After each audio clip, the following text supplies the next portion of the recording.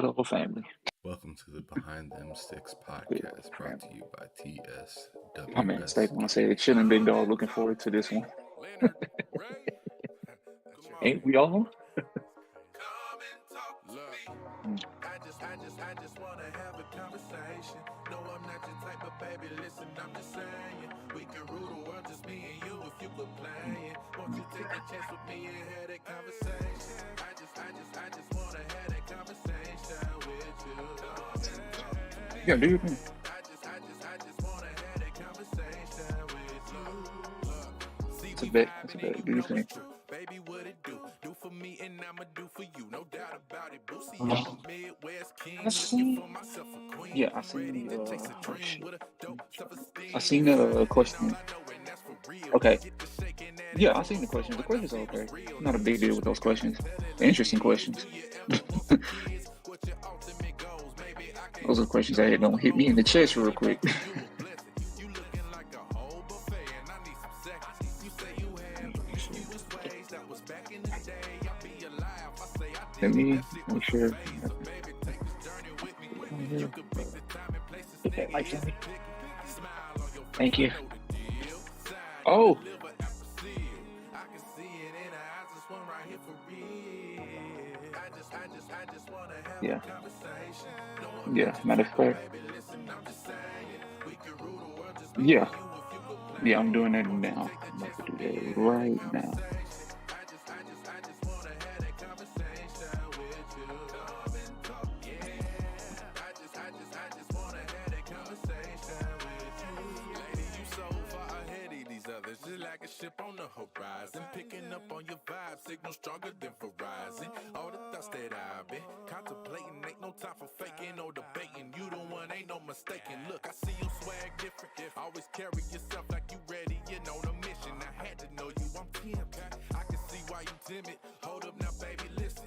Just take that dance with me. I can show you that there's a difference. I'm locked in. Let's do the I throw away thing. my play ways because you pop in. A shooter always shoot a shot. With you by my side, I guarantee we'll reach the top. I put that on God and then I'll give you all that I got. So baby, take this journey with me. You can pick the time and place. This nigga isn't picky. Smile on your face, I know the deal. Sign and deliver after seal. I can see it in her eyes. This one right here for real. I just wanna have a conversation. No, I'm not your type of baby. Listen, I'm just saying we can rule the world, just me and you, if you quit playing. Won't you take a chance with me and have that conversation? I just wanna have that conversation with you. Come and talk, yeah. I just wanna have that conversation with you. Come and talk to me.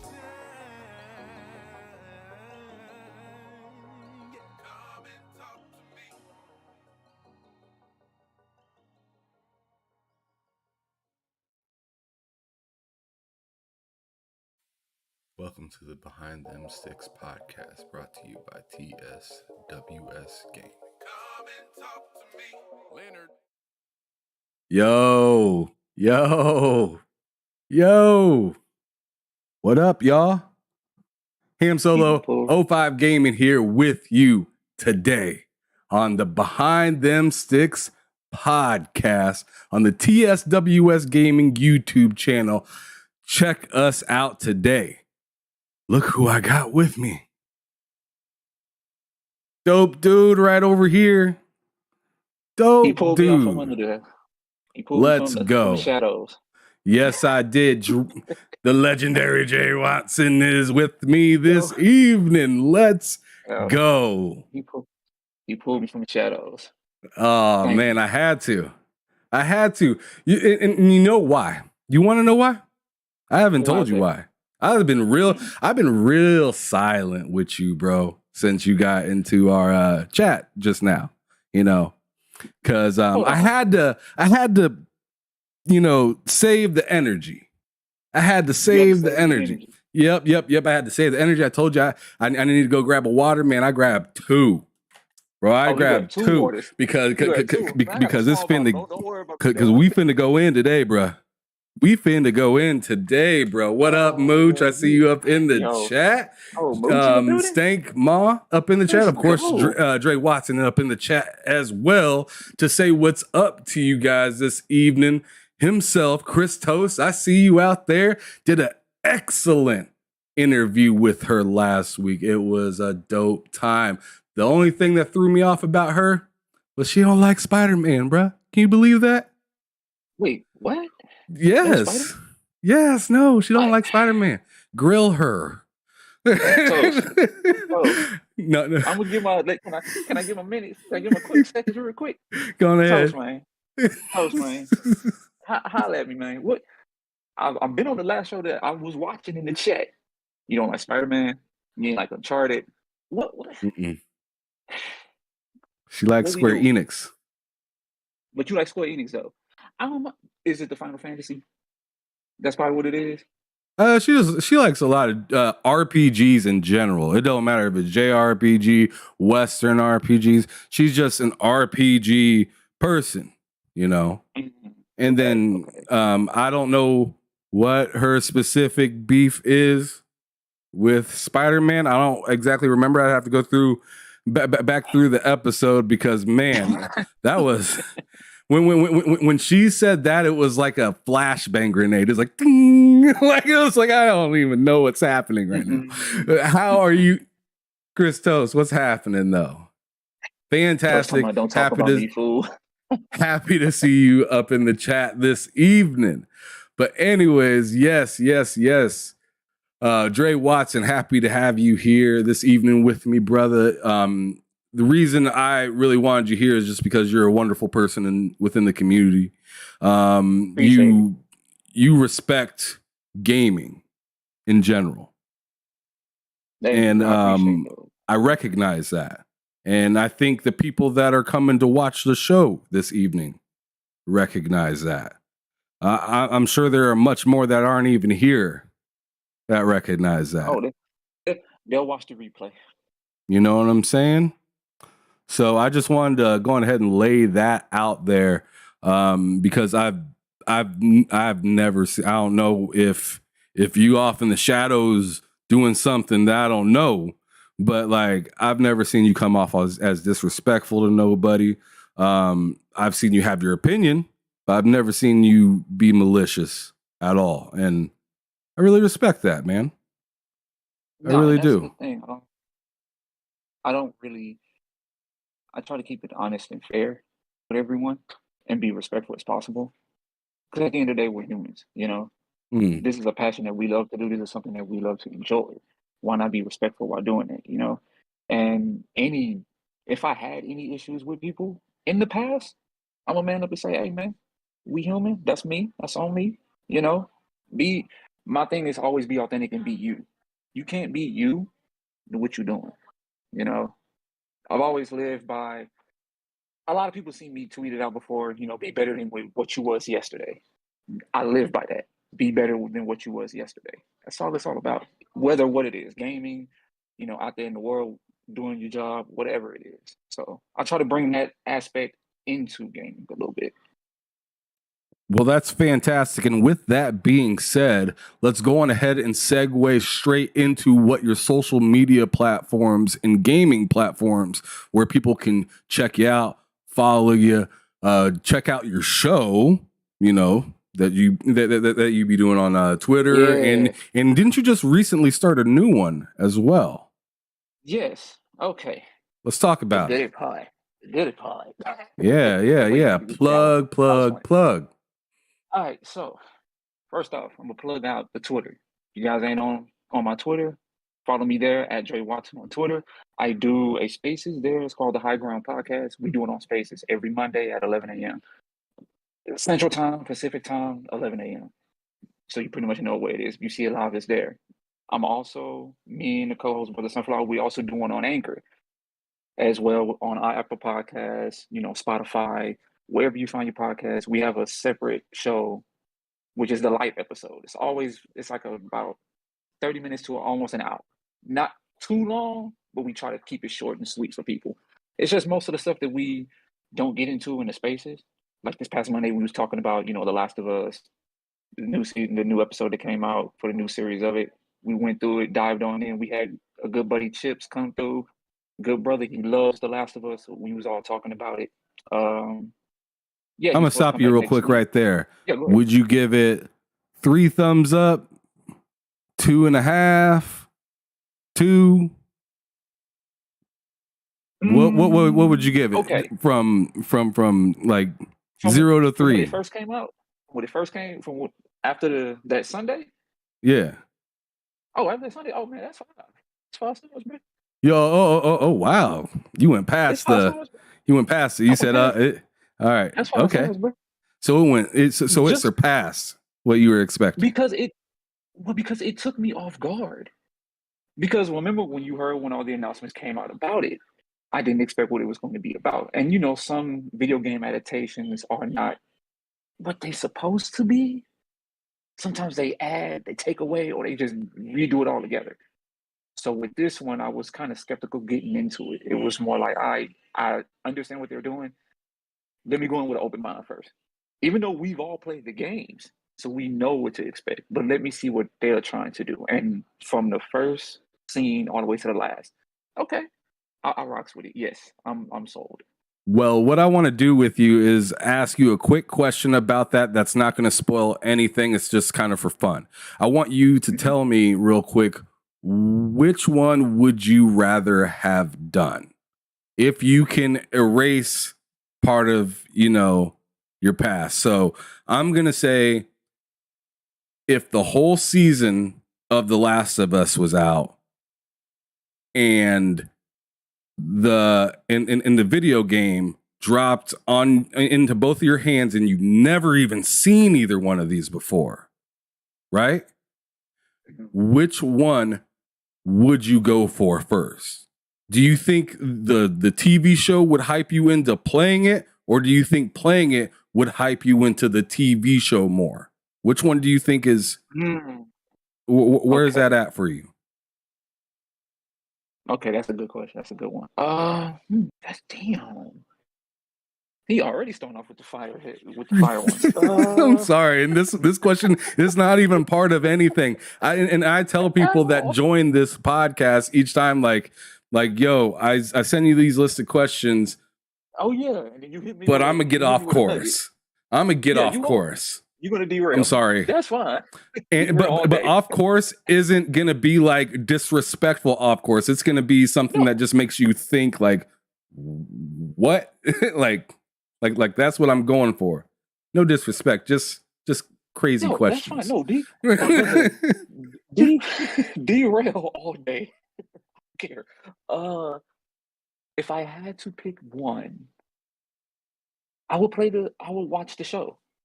I'll watch the show first. Oh, snap. I would not touch the game. I would literally watch the show just to be interested in the show and see what these characters are about. Because with this show, they added stuff that we didn't know about in the game that we wish we could have saw. Like from the first scene when they was explaining the fungus and how it can mutate and change people's minds and stuff, we didn't know nothing about that. We didn't know that could be added extra info into the game. So I would love to see that part first. Yeah, it's almost like seeing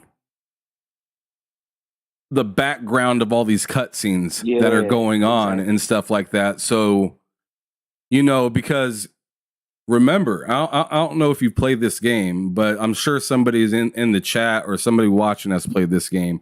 But I'm 100% happy that I watched a movie game before the game came out, or like a movie before the game came out, like let's say Scarface, The World Is Yours, or that was a good game, or Chronicles of Riddick, or I mean, there's plenty of different things, but what I'm saying is then you kind of get the lore of the character. So when you become that character, it's a lot more impactful. Mm-hmm.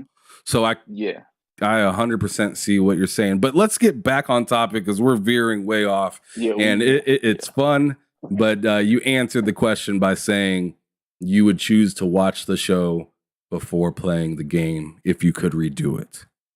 Yeah. Correct? Yes, definitely. Okay. Fantastic. And I seen Chris Toast in the chat. She said, I'm a watch then play. I think. I'm assuming she hasn't even touched that game. when she says it like that. See, toast. Toast. I'm on your, I'm on your ass. I'm not even mad at somebody if they haven't played the I ain't game either. at this point, because it's just like you just got a PS5 version and you're getting a Yeah, TV that's show. It almost That's feels true. like, you know, I mean, it's like watching an old show that was good and then coming into the 2000s and then they got all this CGI and stuff like that. And it's like, damn, you got the whole package.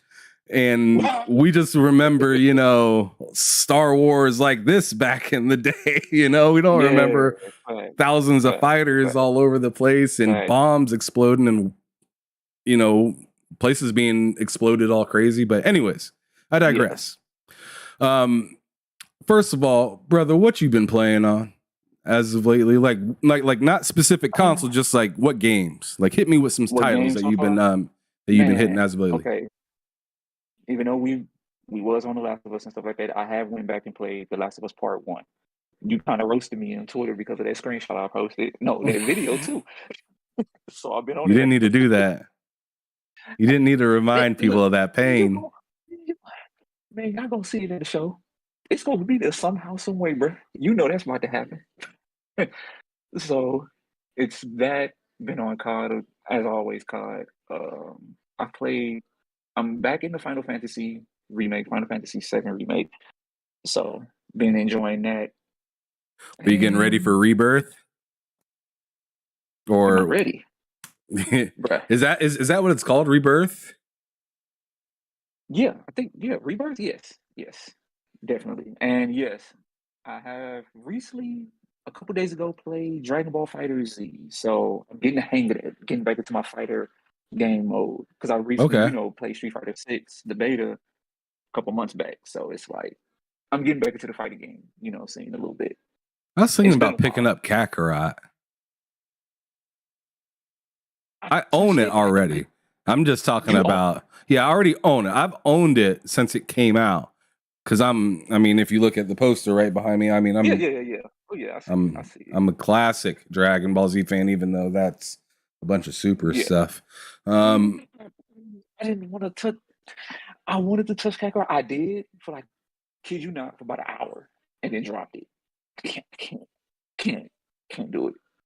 You know what the problem is with that game is, like, when you're traveling, those things that want to fight you, and they want to fight you every like 5 seconds, and it's like, bro, I'm just looking for what I need to continue, and I have to constantly. I feel like I don't feel as strong because I can't just tell those guys to leave me alone, or like. Yeah, you know, like you can't dodge them because they constantly in your way, and you have to literally fight them just to get past. And it's like, I mean, let's get real. If someone's a freaking Super Saiyan, you're not gonna have some of the weakest things just coming out shooting at you all the time. They're gonna get the point eventually, like, stop messing with him. He's a little too powerful. Exactly. But I'm sitting there beating up minions for like a half hour just to get to the place that I'm trying to go, and it kills the buzz. So that's why I haven't played it in like, I want to say like 2 years, but I've been itching to play it because they have that Bardock expansion piece on it with the early Frieza and whatnot. And I wanted to try that out, but I don't know. It's always there. The game ain't gonna go bad. But you've been playing, continue. You said Dragon Ball, like the Z Fighters, and I'm assuming it's like, is it that free to play one? Yeah, it's on the PlayStation Premium collection that they just dropped this month. They just dropped it, so I had a chance to jump into it. I've never played it.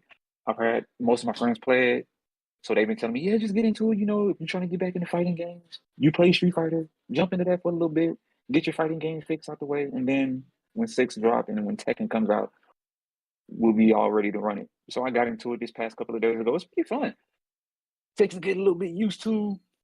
The style's not like how Street Fighter 6 is. It's a more, I want to call it 2D type fighting style. A little bit, it's like an anime. Like if you play DNF, it's like that. So Okay. it's pretty cool. I enjoy it a little bit. So I'm gonna get the hang of it. I ain't gonna be. I see people in the chat trying to ask me, "Hey man, run these fades." Hold on, let me get right. Let me get right. Let me get right first. Oh man, yeah. I'm always down to play a fighting game, but I'm not good at them. I'm not good at the No, I Street understand. No, bro. Fighters So and I wasn't big in I haven't been big in the Mortal Kombat since trilogy. yeah, But speaking of old school games, I asked you earlier before we got on the show, and everybody knows how I roll out this show. I always do this every episode. I always ask, yo, what was the first console that you owned, that you had easy access to, that you were constantly playing, you absolutely loved? I asked Drey, and he said, PlayStation 1. absolutely, PlayStation. Fantastic console. He said the big gray one. Yeah, the 90. Yeah, the big, Yep. the hardest one there that you could slap somebody across the face with like it was a steel tray. Like it's a steel tray. But yeah, I got that. I got that as a gift, as a holiday gift. It was Okay. from my father, my father who passed just a few years ago in 2014. It was a Ooh, gift so that this he gave is me. this is real. Yes, it's sentimental to me. I still have it. I just need to find it. It's somewhere, but I have it. And I remember like it was yesterday. I was like a week before Christmas. He asked me, did you want a gift? How when your parents be asking you, oh, I ain't gonna get you no gift. I'm not gonna get you nothing. And you're a little kid, you want to see, all the new toys and all that other stuff. And the parents try to play you out, like, oh, wait till Santa get here, bruh. Ain't no Santa. You Santa. Like, Right. don't play with me. Facts. So the day of Christmas Eve, he woke me up early. He didn't wait till Christmas Day. He waited till Christmas Eve. And he brought me downstairs. I'm super tired. He was like, just open it. I looked, and I don't know if people can remember the old PlayStation box that it came in. I think it was all, I want to say black, like a black colored box. Had the console. It was like black with like a white kind of with a white shimmer on it.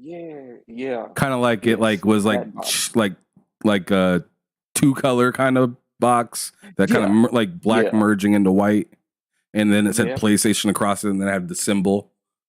Yep. And then it showed all the games. It showed all the games at the back of the box when you're trying to read, all the specifications of the console and whatnot. Oh yeah. And when I tell you, my eyes lit up like it was a Christmas tree, bro. I was jumping everywhere around the house. Mind you, I'm a little kid, so this is all I wanted. I literally had to do so much not to get that console. And it was just it was fun. The games that I had with it were the first Tekken and Crash Bandicoot, which was like, okay, 2 God tier games. Can't get mad at that. I played that system all day.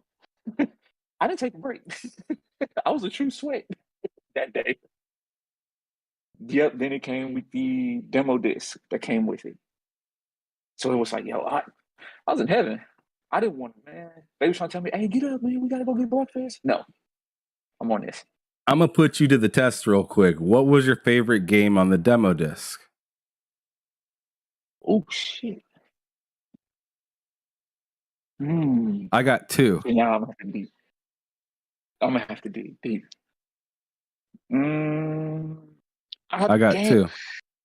When I got the console, I had Bandicoot and I want to say, like I said, Bandicoot and Tekken, I had those 2. I want to say Spyro, because that's what I saw on the disc. I didn't get the game yet. That's when I got it. Right. Because I mean, I'm not sure. I think there might have been different discs, but it might have been different. But I know that the one I had like Wipeout on it. It had Siphon Filter. I want to say, God, what was the other one that was a big deal? I'm pretty sure there was like a race of like Gran Turismo on there. I want to say, yes. where you go around that like classic track that they got. Now that I do remember was on the list that I remember when I had. It was Gran Turismo on that one. I didn't touch that one. That's crazy. I did not touch that game. Man. There's one big one that I'm missing that's that's frustrating me because it was the first one I thought of when I was thinking of this question. And yeah, slipped right off my mind. But yeah. I mean, that was a fantastic console. A lot of great games. What would you say are the top 3 games of that console? All time. I know Crash is one. Crash is going to be remembered on that console. A lot of people played that. Oh man, top 3 games. Think, Drey. Think. Go back to my old days. For sure, Gran Turismo. And damn, the third one's gonna be tricky. Oh man, this is just my guess. I want to say Second Filter. I want to say that's the third one's a guess. The other 2, I know a lot of people played those 2 for sure. You said Siphon Filter? That's what I'm thinking. Siphon Filter was tight. Siphon Filter was real tight. Yeah. Oh, the other last game I was thinking of was Hot Shots Golf. Was on that demo disc. That was on the demo disc? Yes. The OG Hot Shots. Yo. Oh yeah, and Parappa the Rapper. Duh. I forgot all about that as well. Duh. Bruh, I remember that game. My cousins went that game. They played that game for hours, bro.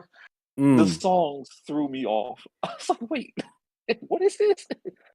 Yeah, that joint was insane. Wow. That joint was insane. That was something.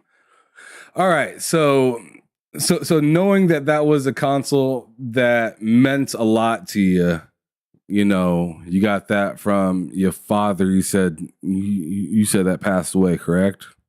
Yeah, passed in 2014 through cancer. So yeah. Dang. Well, that's dope that you kept it this long. Oh yeah, it meant a lot. That was the one thing I was like, if I'm gonna remember something out of all the memories, that was gonna be one of them, and I made sure I kept that joint. Man, more power to you for keeping that. And I mean, because not only was it like, you know, something that got you into gaming, but it was like something sentimental that you'll be able to like hold on to and be like, you know what, like I can always show off this, and I can even like pass this on at some point and be like, you know what, this is something that was given to me, and this thing was that shit back in the day. You know what I'm saying? It was. Because in like another like 20, 30 years, these things gonna look, I mean, that thing gonna look like an Atari. You know what I'm saying? What, man? I mean, it ain't never gonna be disrespected like the Atari. But I'm just saying, in the caliber of games, the direction that we're heading, the fidelity, the frame rates, and the ultra realism and stuff like that. Like, I'm sure some of you guys seen the Atomic Heart commercials. It's like, man, these games are looking tough. I wasn't a big fan of the game being, remade, but The Last of Us, I got to give them their props. That game looks tough. Yes. When I was watching you play it just earlier today, like I remember watching and seeing all of the gameplay stuff from like the trailers and stuff like that, especially like back when Keeley was had his summer Game Fest show and was talking about it there. I remember seeing it there and how they changed it from what it looked like and before and whatnot. And I was just like, dude, this game, it looks great, but I just beat it. So it's like, I don't need it. Yeah. I'm good. And yeah, I mean, I can't lie. It is like top tier, really good quality, good looking game. Yes. I personally, I thought Horizon was better, but going back and seeing some of that gameplay just earlier today, it kind of made me feel like, maybe Horizon's better in photo mode, but like, would you put it I don't know. 1A and 1B? Would you put it 1A or 1B for both of those? What are you asking?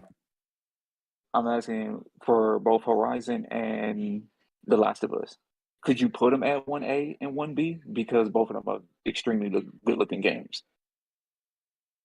Well, you mean 1A and 1B to versus really, what? As like,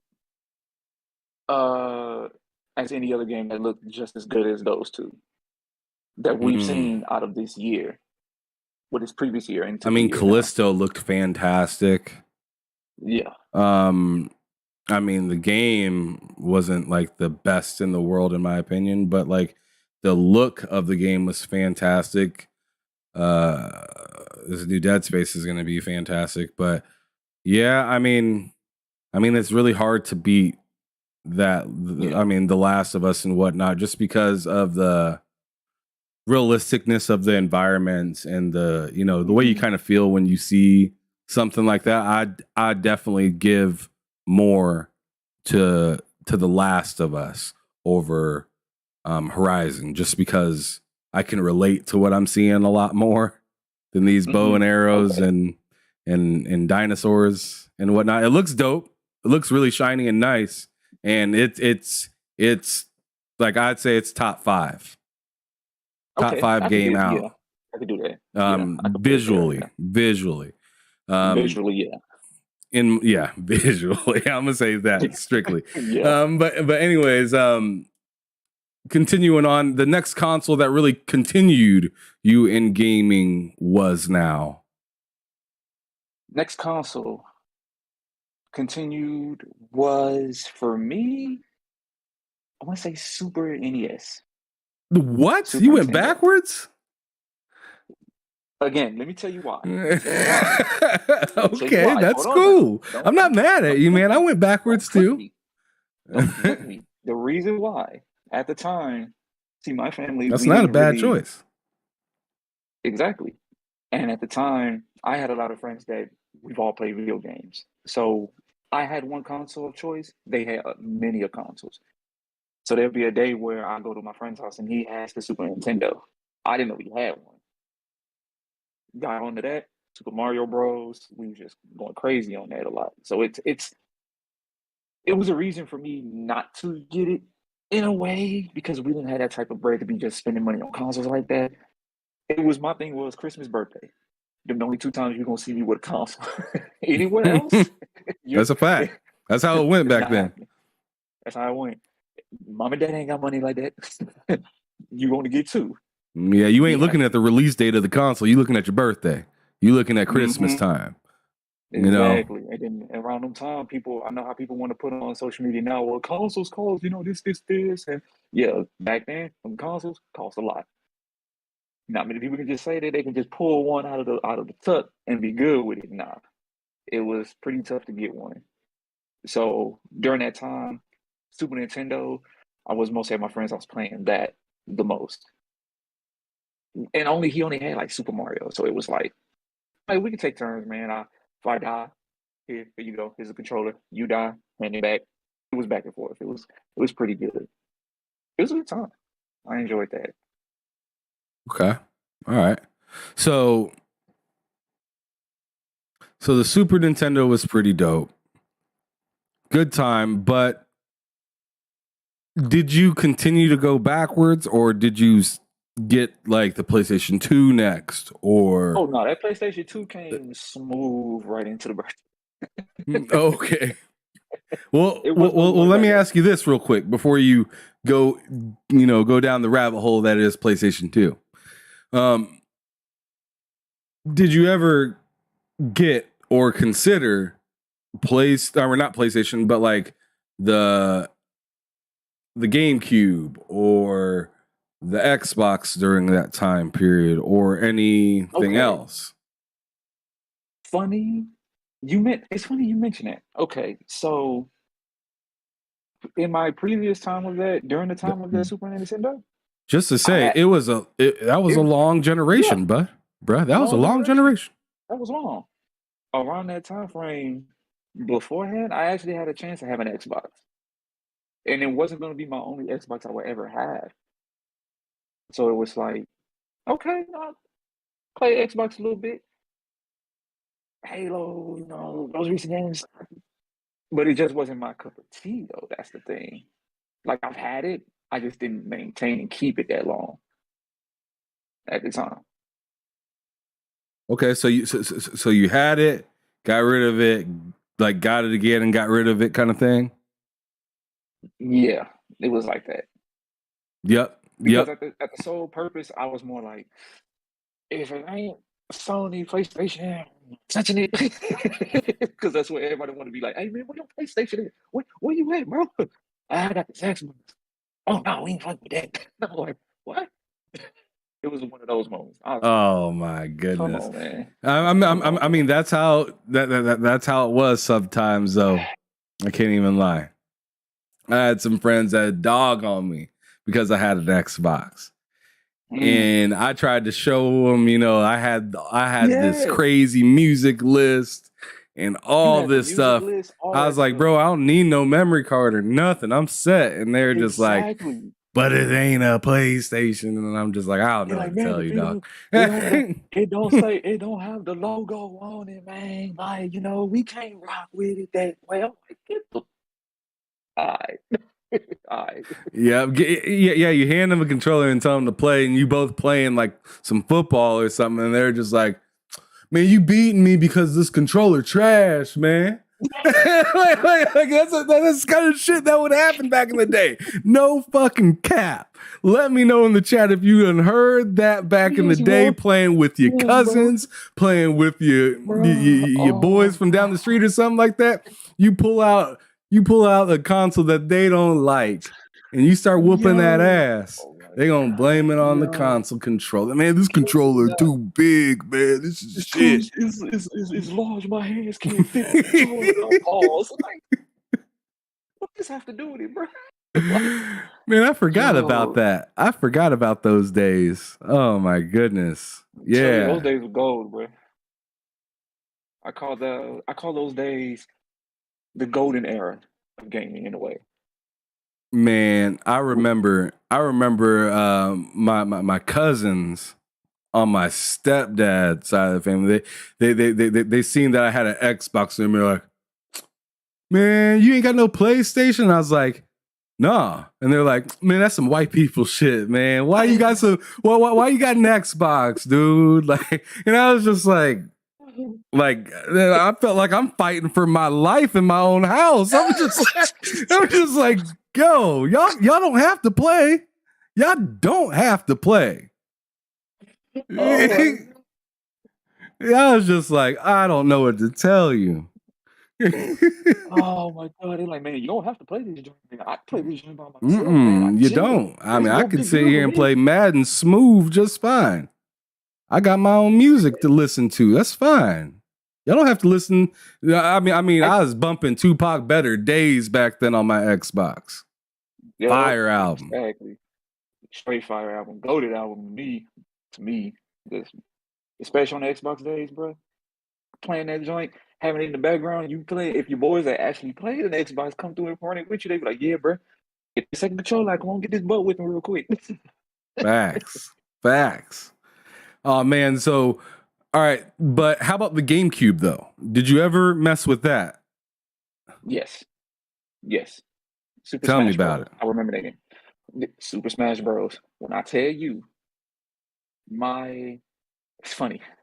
I went, you know how you always go and get your hair cut at the barbershop and stuff. My barber was a gamer. He was an avid gamer. That's what's up. I did not know that until the first day I met him. The minute he started cutting my hair, he's like, man, you play video games? Yeah. He pulled out a GameCube. Let's out go. Out of the blue and nowhere. I was like, wait, mid-cut hair. Turned the covers off, grabbed a GameCube, hooked it up, then went back to cutting my hair. I'm like, wait, what? What we do this at? Had Super Smash Bros. He said, you beat me, your haircut is free. Oh, really? All right. Proceeded to get my butt kicked twice. Yep, you paid. Yeah, that day. But it was funny because even when I didn't have a haircut, I went just to play Smash Bros with him and learn how Just to to play chop that it game up. with him, just to chop it up. It was my thing was for me around that time. It was like gaming brought connection with people, just communicating, just having a good time. And with him, he was such an avid gamer, but no one in there understood him like that, but except for me. So for us playing Smash Bros, that was a good moment. He whooped me a couple times, but I got him that good one. So it was, yeah, GameCube is definitely in my tier rank list of best consoles that I enjoyed. Man, it's insane how much gaming helps you like recollect events in your life. Yeah. Like, yes. I mean, really, if you want to look, even further outside of that, it's really hobbies that affect you to help you, remember events and stuff like that. You like to do stuff and you end up running into somebody that likes the same thing as you.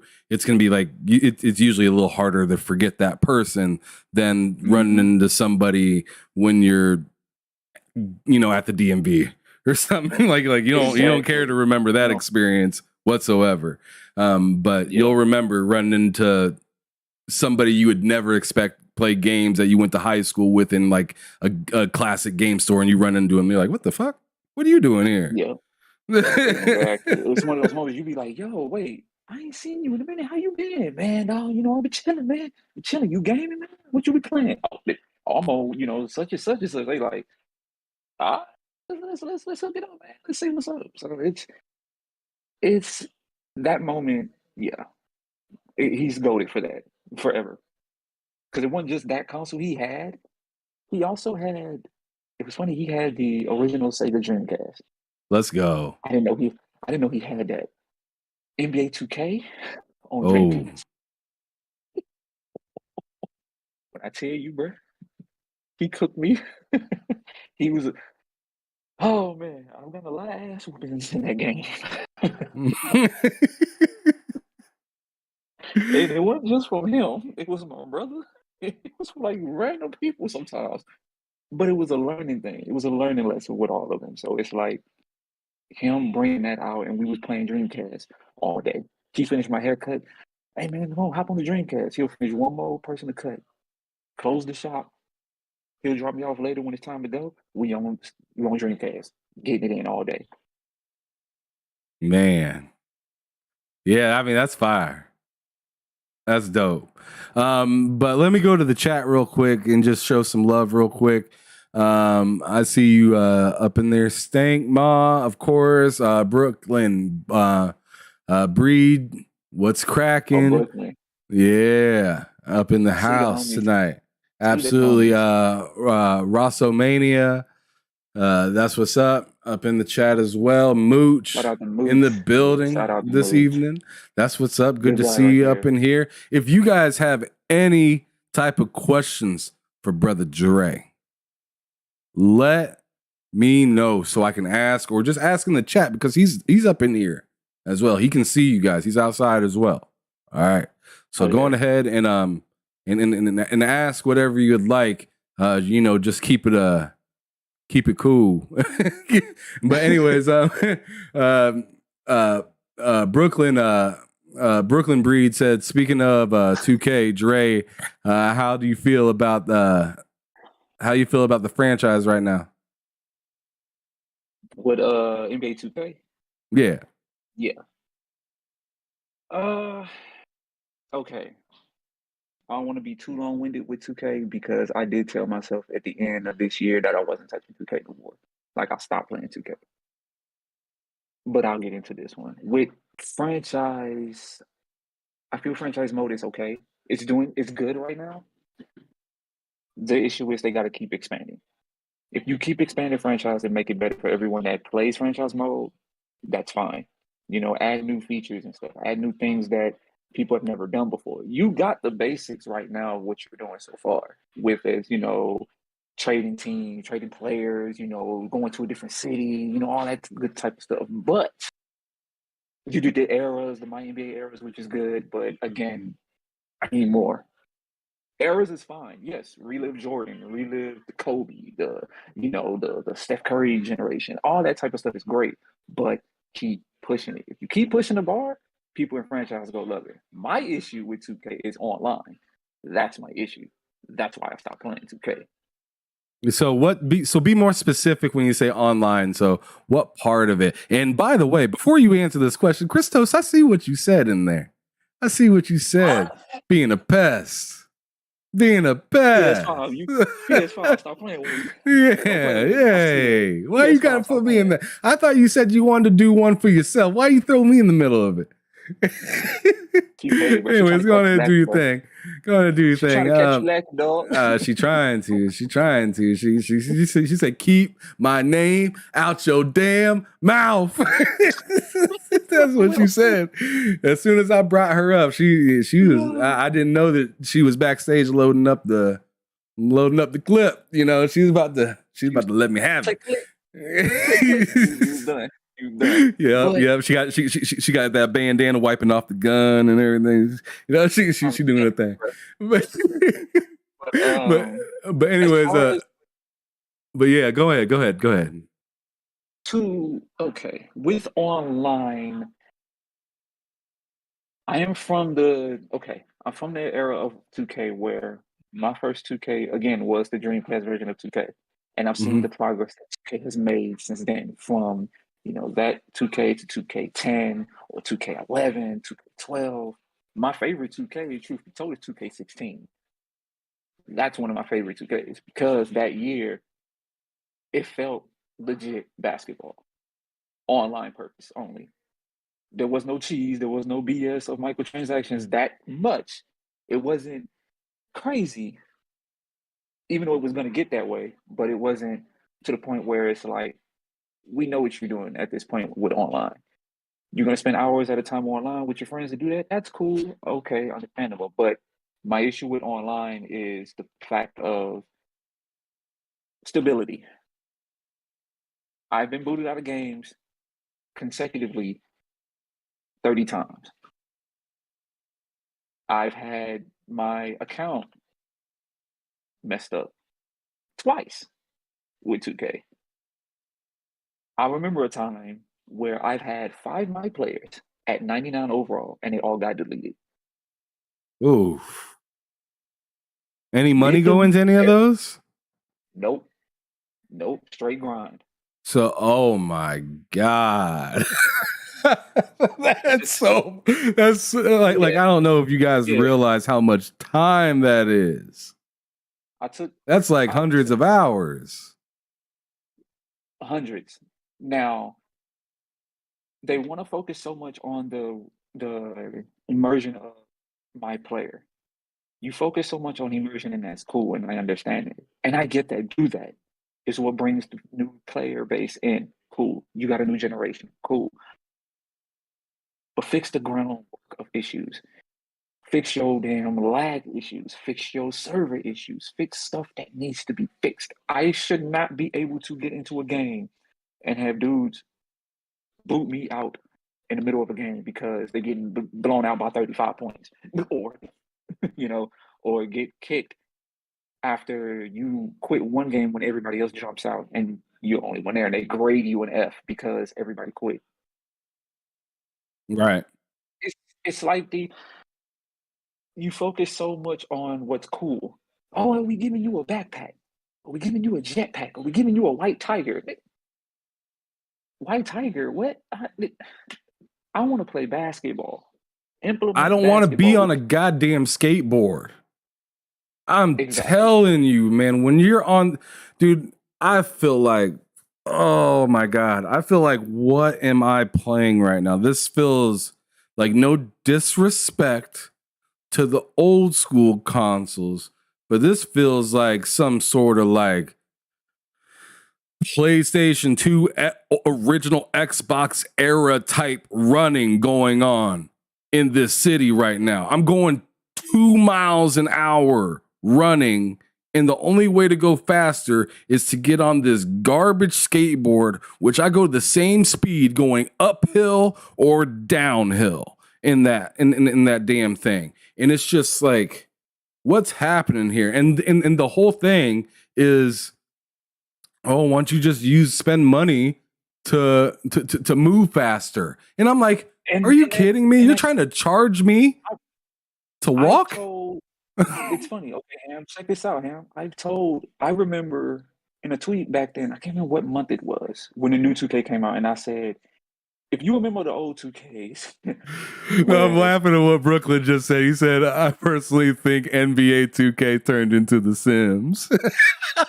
Oh, no, bruh. What? What? What a fantastic comment. To mention that, you know they tell me, oh, wait, you got a girlfriend in 2K now. When did we have girlfriends in 2K? What? I'm trying to hoop. I do not care about this chick. I do not care. Get me to the gym so I can play ball with the homies and do it correctly. No. Or get your girlfriend, put you in some type of beef or rivalry with another teammate. What? This is not basketball no more. This became, again, The Sims or Jerry Springer of 2K. It's social media basketball sim. Basically. Because everything has to do with social media. Oh man, let's drop this album on. Man, that shit was awful. The music part, the what is it? The skateboarding and taking pictures for people that are more fans of somebody else to try to make them become fans of you. What is happening? I thought I was in the episode of Tony Hawk when I had to do the skateboard part. I was like, dude, after that point, I put the game down. I'm done with this game. I'm good. I don't want to be dealing with this. The old 2Ks, you didn't have to pay so much money to level up your player. You did it by playing production on the court. Your production on the court is what leveled you up. Go back to that. People forgot that in 2K10, you didn't have that much. You had VC, but not like to where it made your player great. No, you had to produce on the court too. It helped. It was a necessity to do so. But then I also remember where they added sleeves that made you shoot plus 15. I need a shooting sleeve to add plus 3 to my jump shot? What? You knew where that was going. All right. Well, speaking of old school like 2Ks and the classic consoles, I want to know, was it PS3 or 360 to start the next generation? It was PS3 to start the next generation. Months after it was also the 360 as well. So I had 2 consoles at that time. Okay, so you're flexing. No. He said no. No. What happened? What happened? The 360 came.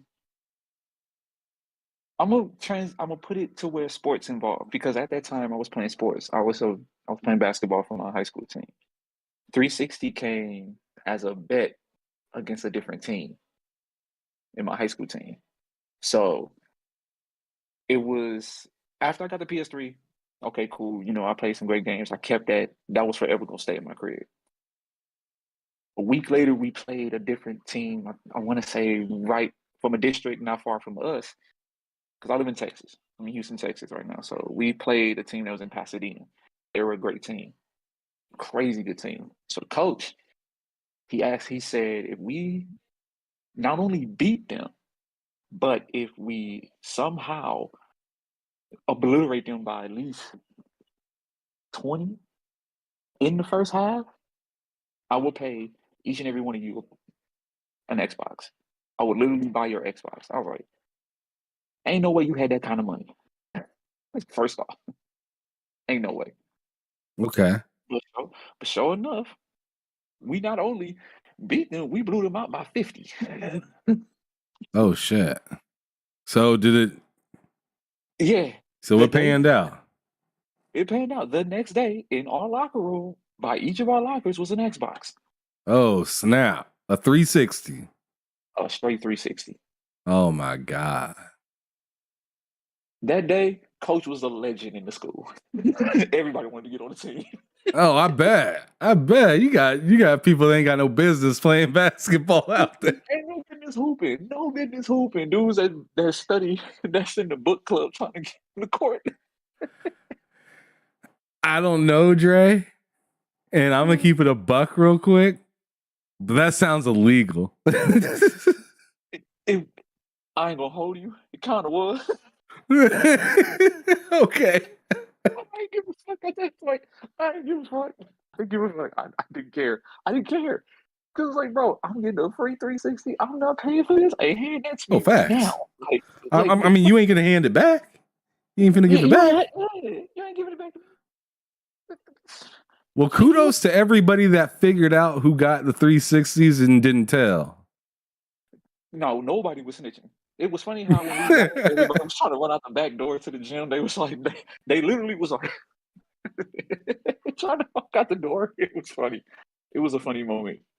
But that was how I gifted myself with a whole 360. And I kept that joint until the red ring of death. You didn't get it repaired? I tried my damnedest to get that joint repaired. Around that time, it was so persistent, and you know how the news waved when the red ring of death came out. Right. So it was so difficult to get one fixed. I did get it fixed, and then it did it once again. Not once, it did it twice.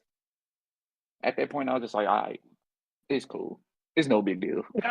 Dang, Stankmal said, damn, coach was out here. Bruh, coach, shout out to Coach Thompson. Shout out to Coach Thompson.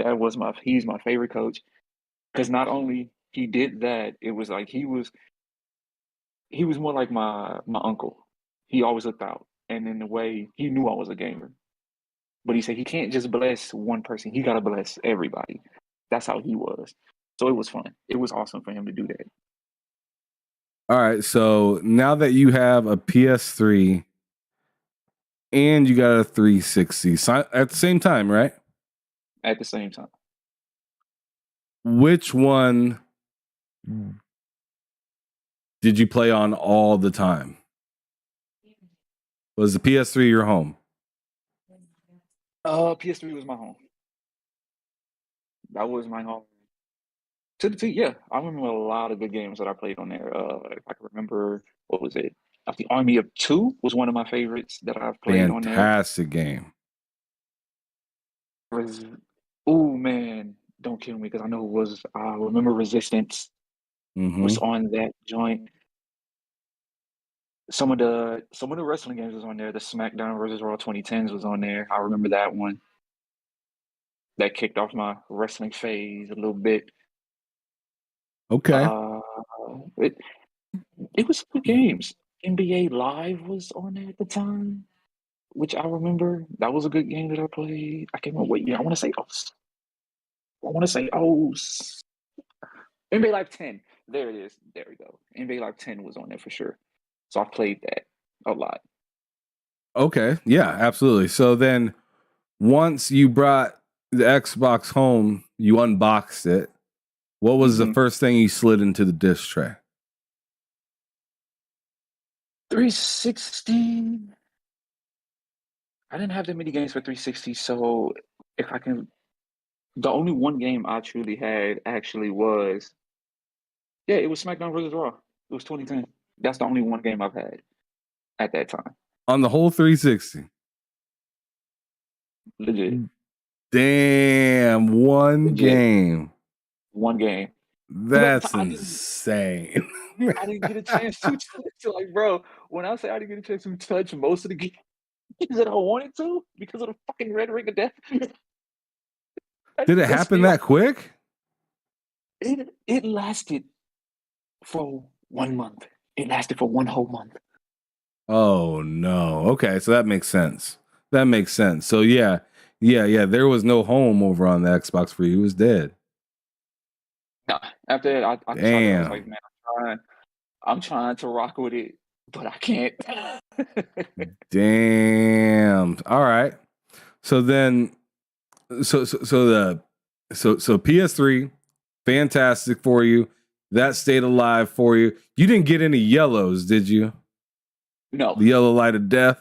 Dude, like, which PS3 did you have? I had the big brick one, the big black, The big thick, the old classic joint. Was it backwards compatible? Because that was the best. Those were the best ones.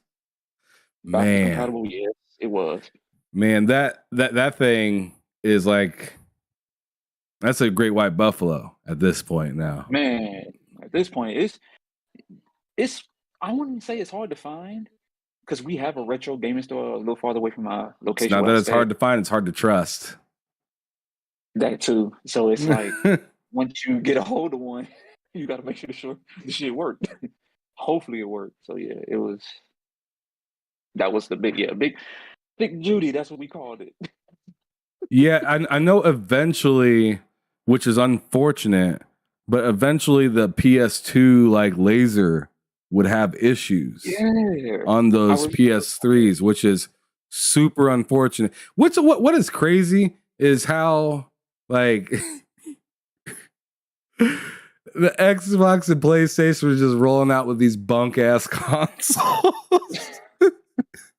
And they both had, and when they did a mid console refresh, they both had to like just completely change everything about their consoles because they pretty much like made like just put them together too quick and like didn't test them long enough.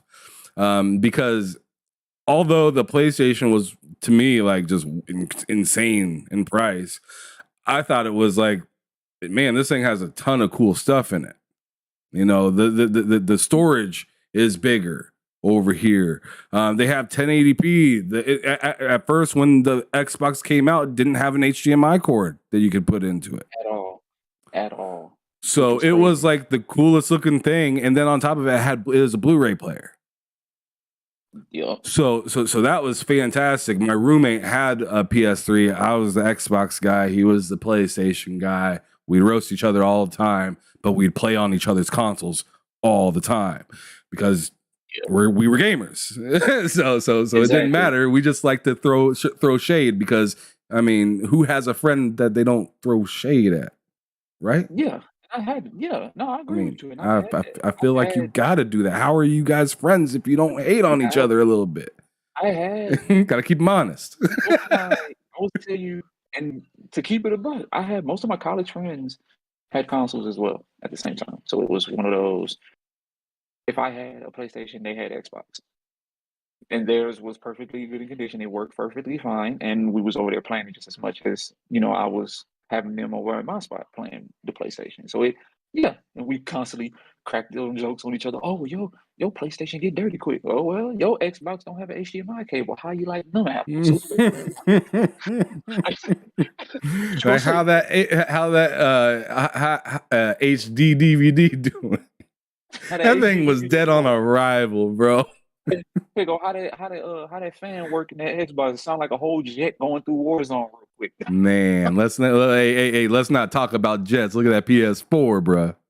Yeah, I mean, y'all coming screaming out like an F-22 Raptor, like that shit going. I mean, I still think it's amazing that they got The Last of Us 2 though on the PS4. I'm still trying to figure out how they pulled that off with that fan. How you pull that off? I don't know, bro. But speaking of the PS4, Xbox One generation, which console did you have? I already know you're gonna say PS4. Yeah. But did you even rock with the Xbox? Did you even rock with a Wii or a Switch? Do you currently have a Switch? What's cracking? Right now, I don't. I don't have a Switch. I do want to get one, per se. In the near future, I do want to get one for sure. A Wii U, I really didn't touch the Wii U. I really didn't. That wasn't for me. I'm sorry. No disrespect to the Wii U people. Do not kill me. Please do not kill me. Do not kill me. It wasn't for me. Okay. I was strictly console. Now, the one handheld that I did have was a GBA, Game Boy Advance. Okay. Yeah. I had that. Like the thick one, the small like that one. Yeah, the Okay. handheld one, and it had Sonic. It had Sonic the Hedgehog on it. Yeah, I had that jump. Okay. That one was like, all right, take that to school, or take it around with me, just chill. And that's when I was at friend's house, just relaxing, just having fun on that joint. So yeah, I've had that for a good minute. I gave that one to a friend of mine who he didn't have a handheld, game, so I gave that to him, let him have it. And I'm looking at the chat, my man said, "Oh, it's the GBA. You good out here, respectfully, man? Forget y'all. Don't do me. I'm looking at this chat. Don't do me." Going. But that's how it was. Xbox at the time, no, it was straight PlayStation 4. And then when PS4 dropped, it was like you said, The Last of Us was around. I played that. That's why I have to get on toast for that comment of Uncharted, because Uncharted was my title. I'm sorry. Uncharted's fire. Uncharted's fire. So when that sucker was out, I was on that joint heavily. I'm not even gonna lie. I didn't own a PS3 or a PS4. I was on the other side of the tracks than you. Okay. Xbox everything. Oh, see, okay. Xbox everything after it, and it all had to do with, I can still play mostly the same games, but I have all these features. That's the way I looked at it from my point of view. So ever since the Xbox, the 360 was the 360 and the PS3, I mean, you can trade off arguments on which one was better for you in that generation, because the PlayStation 3 packed a punch, and the 360 was just like a really good console. It just had but I'll tell you what, I only had one red ring of death, and it happened 4 years into having the console. Oh, so I got a good life. I had a good life with and I got $100 off with that console, taking it to not to gamers, but to GameStop. I took that console after I got the red ring to GameStop because they were taking $100 off as Xbox Ones if you had a 360 to trade in. So I got mine for $100 cheaper. And then I sold all the games too for the 360, because that's what I did back then, and that's what most people did. You sold your games when you were just done with them. And I think I paid like $330 for my Xbox One with the Kinect. It was insane. It was dope. But I'm looking at you, right? But yeah. You look a little salty, bro. What's going on? What's happening? Motherfucker. I couldn't get a month. You got 4? I got 4 of them things. 4 365s. 1, 2, 3, 4. Like, bro.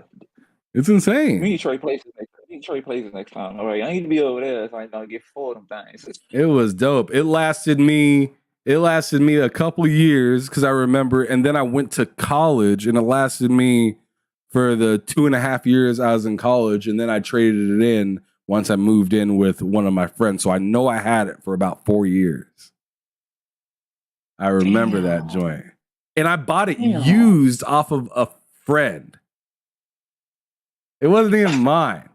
It was mine, but I had to pay for it secondhand. How much he charged you for it is the question. Like $100 or $200, I want to say. He needed quick money. Okay. He is one of those kind of people that hey, he needed quick money, and I need a console, because I was still rocking with their OG Xbox at that time. Yeah. Okay. You got a good deal. I wish I had a deal like that. Then, God damn. I know, because like after it's all said and done, I got $100 off of the Xbox One, so I really only paid like $100 for it. Hey man, Brooklyn says Drey is in distraught, right? Goddamn right, I'm distraught.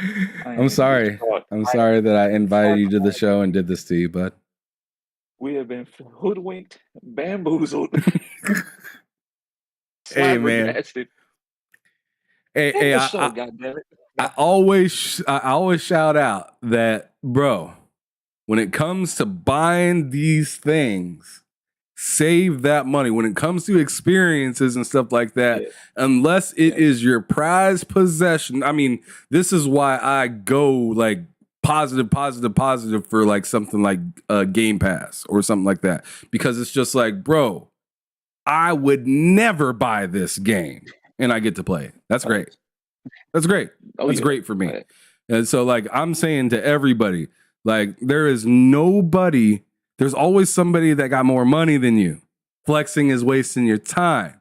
Just enjoy your experiences, enjoy what you got, what you do really like, support, but keep it moving. You ain't got to be pocket watching out here. It don't matter. It don't matter how somebody got their experience. Did they get the experience? Yeah, that's all that matters is the experience at the end of the day. Even though the pocket watching be a little bit out of hand lately. So, but I agree with that. It's just, bro, how you? I tip my hat to you, bro. Bow down to you, bro. Can't mess with Ham Solo, yo. You tripping. Okay. I see Brooklyn talking about, yo, distraught, led astray, run amok, flat out deceived. That was fantastic. He hit you with a 3-piece right there. Oh, shit. Whole 3-piece. Damn. That was fantastic wordplay right there. That was rough. All right. So now that we finally caught up to this generation, because I do that with everybody. I tried to do it within an hour, kind of failed a little bit. It was like an hour and 10 minutes, whatever. But I try to get through that first hour and do that so then we can get on to our second hour, which is like content creation, like how you're doing on that, how you got into that, and then a few questions before the end. And I also include shout outs in there. But before we leave this subject, I got to know like your thoughts on the current day consoles. And I want you to dig into the Switch as well and tell me why to this day, when it came out, 5 years ago, why to this day do you still want to get a Nintendo Switch? So let's start out with that before we move into PlayStation or Xbox or whatever. Okay. So honestly, the only reason why I would say I want to get a Switch now to this day, even though, like you said, it have came out 5 years and some change, it's just for the type of immersion that the Switch offers, just for that moment. Because I've never experienced a Nintendo Switch at all. So I've had a lot of people, I've had friends that have Nintendo Switches. They said it's pretty cool, it's great and stuff. I just never, jump the broom and get it. Because it's like, okay, I'm skeptical. How would it be? This, that, and the third. And then I've seen people play this. It's not bad. So are you saying it's FOMO that is getting you to want to get a Switch? Yeah. Long story short. That way. Long story short, fear of missing out. But at the same time, it's like, if I do miss out on it, it's okay. I can always get it. That's why I kind of now put myself in that frame of saying, if I can't get it then, it's okay. I'll get it sooner than later or whenever the time arrives itself, and I can, jump on that. Okay, and let's see. Going on top of that question, I'm curious, what 3 games, if you were handed a Switch, would you be buying through that Nintendo store or physical or whatever? Like what 3 games do you just got to play that you've seen or that are coming for the Switch? Splatoon. I will play Splatoon. I want to try that out. Okay. Bayonetta. That's another franchise I do want to try. I've heard a lot of talk about Bayonetta. I want to try that out. That's 2. And damn, what's the Legend of Zelda? All right. Would you hop straight into the newest one, or would you go back and play the first one? If I had to, I will play the first one. The first one will be first, and then when the new one, definitely jump into the new one. I mean, it ain't like it's gonna be a crazy big graphical boost. You ain't missing out on any Exactly. fidelity or anything with it. You're just missing out on the new buzz. You know what I'm saying? Yeah. The new thing that's going down. And I bet that game's gonna be fantastic. It seems like when it comes to Zelda, they have a really hard time missing with Zelda. Yeah. It's just like they just shoot from half court and it's Steph Curry. It just goes right in every goddamn time. You're like, what the fuck? Bruh. You like, how does it? It's one of those Yeah. I mean, it's insane. It's insane. They just, just throw half court. I mean, did you see that that video of Steph Curry just chucking balls from the other side of the court? And he made like 8 of them hoes in a row, and I was just sitting there, just like, he almost had me too until I figured out, that shit fake. It had to be. It was. It was fake. Come to find out that whole time it was fake. He only made 3. He made 3, and that was it. Okay, so I was gonna say I know he can make a few in a row, but that was like 8. I was like, what the hell is going on? So he only made 3 in a row in that. He only made 3, and then the rest he missed. So they had someone, do their little Photoshop and added the rest. It's like, nah, come on, man. Okay, so I'm telling you, man, somebody needs to tell 2K that people can make full court shots, because it's insane that people. Yeah, I mean, it's insane. I've never made a full court or even a half. Like I've made something near half court. Like the crazy Steph Curry, like wild outside Damian Lillard kind of shots. Like I've made a couple of those, but like I've never seen a full court shot be made in 2K ever. And and like I've not always been on top of playing that franchise, but I've definitely been around and long enough to be like, this is kind of weird. I've never hit a full court shot. That happened to me on 2K twice. 2K17 and 2K16. After that, they was like, no. No. You're not hitting half court shots with 6 seconds or whatever in a My Career game to end it off, especially if you're losing. And on Hall of Fame difficulty? Yeah. Nah, ain't happening, Chief. It's just weird to me because you see, I mean, I've even mentioned it while playing with my friend. I was just like, yo, man, like I've seen high schoolers make full court shots and half court shots. Like, why aren't these pros wide open at the end of a quarter? It's like the end of the first quarter, so no one's like on top of you like it's the end of the game. And it's just like they like I see whenever I see a person of this day playing basketball shoot a full court shot, it's one of those like lean forward and push and shoots. It's not what they do in 2K where it looks like they're trying to throw a freaking cannon at you or like a football. Yeah. I put that as 2K logic. 2K logic speaks for itself. You can 3 with people contested 20 or 99% contested and green a 3, but you damn sure ain't gonna hit that full quarter. No one guarding you. You ain't hitting that. Yeah, that's facts. I love that 2K logic. That is so true. Oh man. But anyways, so now Xbox and PlayStation, I want to hear, now that we're finally at this, this generation, we hit as many generations as we possibly could from, where you've been. I want to know like what you think about this generation with the both of them. What you're playing on, obviously. Like what like are do you own I mean, I know you own a PlayStation because you had Last of Us playing on your Twitter, but do you own a series console as well? I did at one point during the releases of the Series X and the S. I had an S at the time.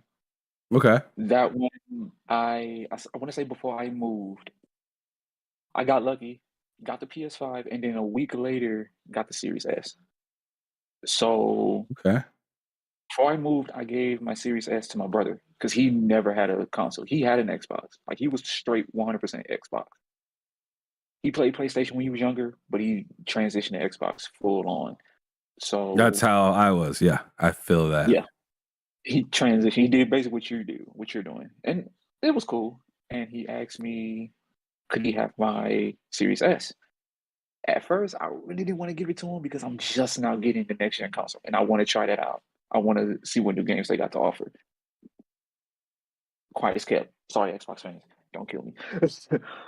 But I want to say, right when I moved, I gave it to him. I let him have it as a going away gift. It was a generous gift. He needed something. Why not have a Series S? And No, kept I my think that's PS5. fantastic. That's fantastic. You gave him something to continue to play. Yeah. So then, where are we at now with Xbox and with you? Because it sounds like, because I know to the fan of Xbox, they're looking at this like, this motherfucker just threw this to somebody else because he's like, fuck this. I don't like this. It would look like that way, but I do want to get it. I want to get a Series X. I do. That's one of the things that I want to get, because outside of that, I do want to start going to PC gaming and have an Xbox as well and have a PS5. Have all levels of gaming so it never ends. Enjoy them all. Right now, it's one of those. When it comes available, I'll go and get one. Right now, I'm cool where I'm at for now. When Xbox show me that they can deliver like they supposed to, that's when the money comes out. Okay, let me go ahead and actually put money towards Xbox. Let me have the faith that Xbox said that they was gonna give us, that they was gonna release some shit. You can't tell me you are for the gamers and you want to bring out good games for people that's your fans, but you're not giving them anything. You don't have anything. Give them something. That's where I'm at. So it's like, when you put something out that's worth it for them, and I like it too, oh yeah, I'm gonna get on it without question. Absolutely. Okay. So before we go into the PlayStation question, and before we go to the chat as well, because I want to talk about some of the stuff that, they're saying, which is interesting always. But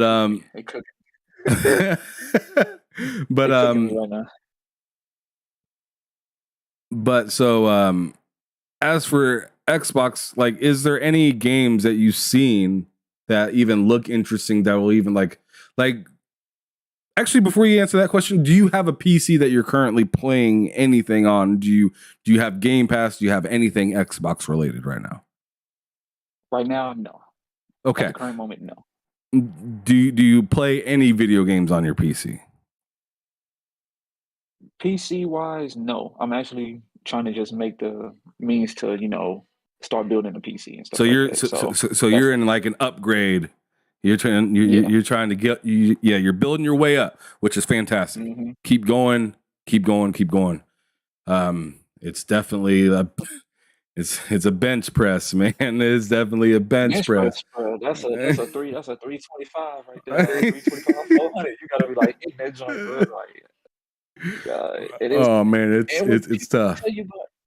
And when people tell you about the parts for when it comes to PC, how cheap or something, depending on what you want to do with the PC, you gotta know what you're doing. So it's like I'm taking every advice that people tell me that have PCs. Like I've listened to a lot of people that own their own and built their own. And they're telling me, man, just take the time. Don't rush nothing. You have time. So just figure out what you want to do with it, and we'll go step by step with it. If you need me, we'll help you build one. So it's like, all right, cool. And it's pretty cool. So yeah, I'm definitely going to be doing that in the upcoming future for sure. Okay. So then with that aside, because we all know, if we're keeping it real with ourselves, like that's a big investment right there.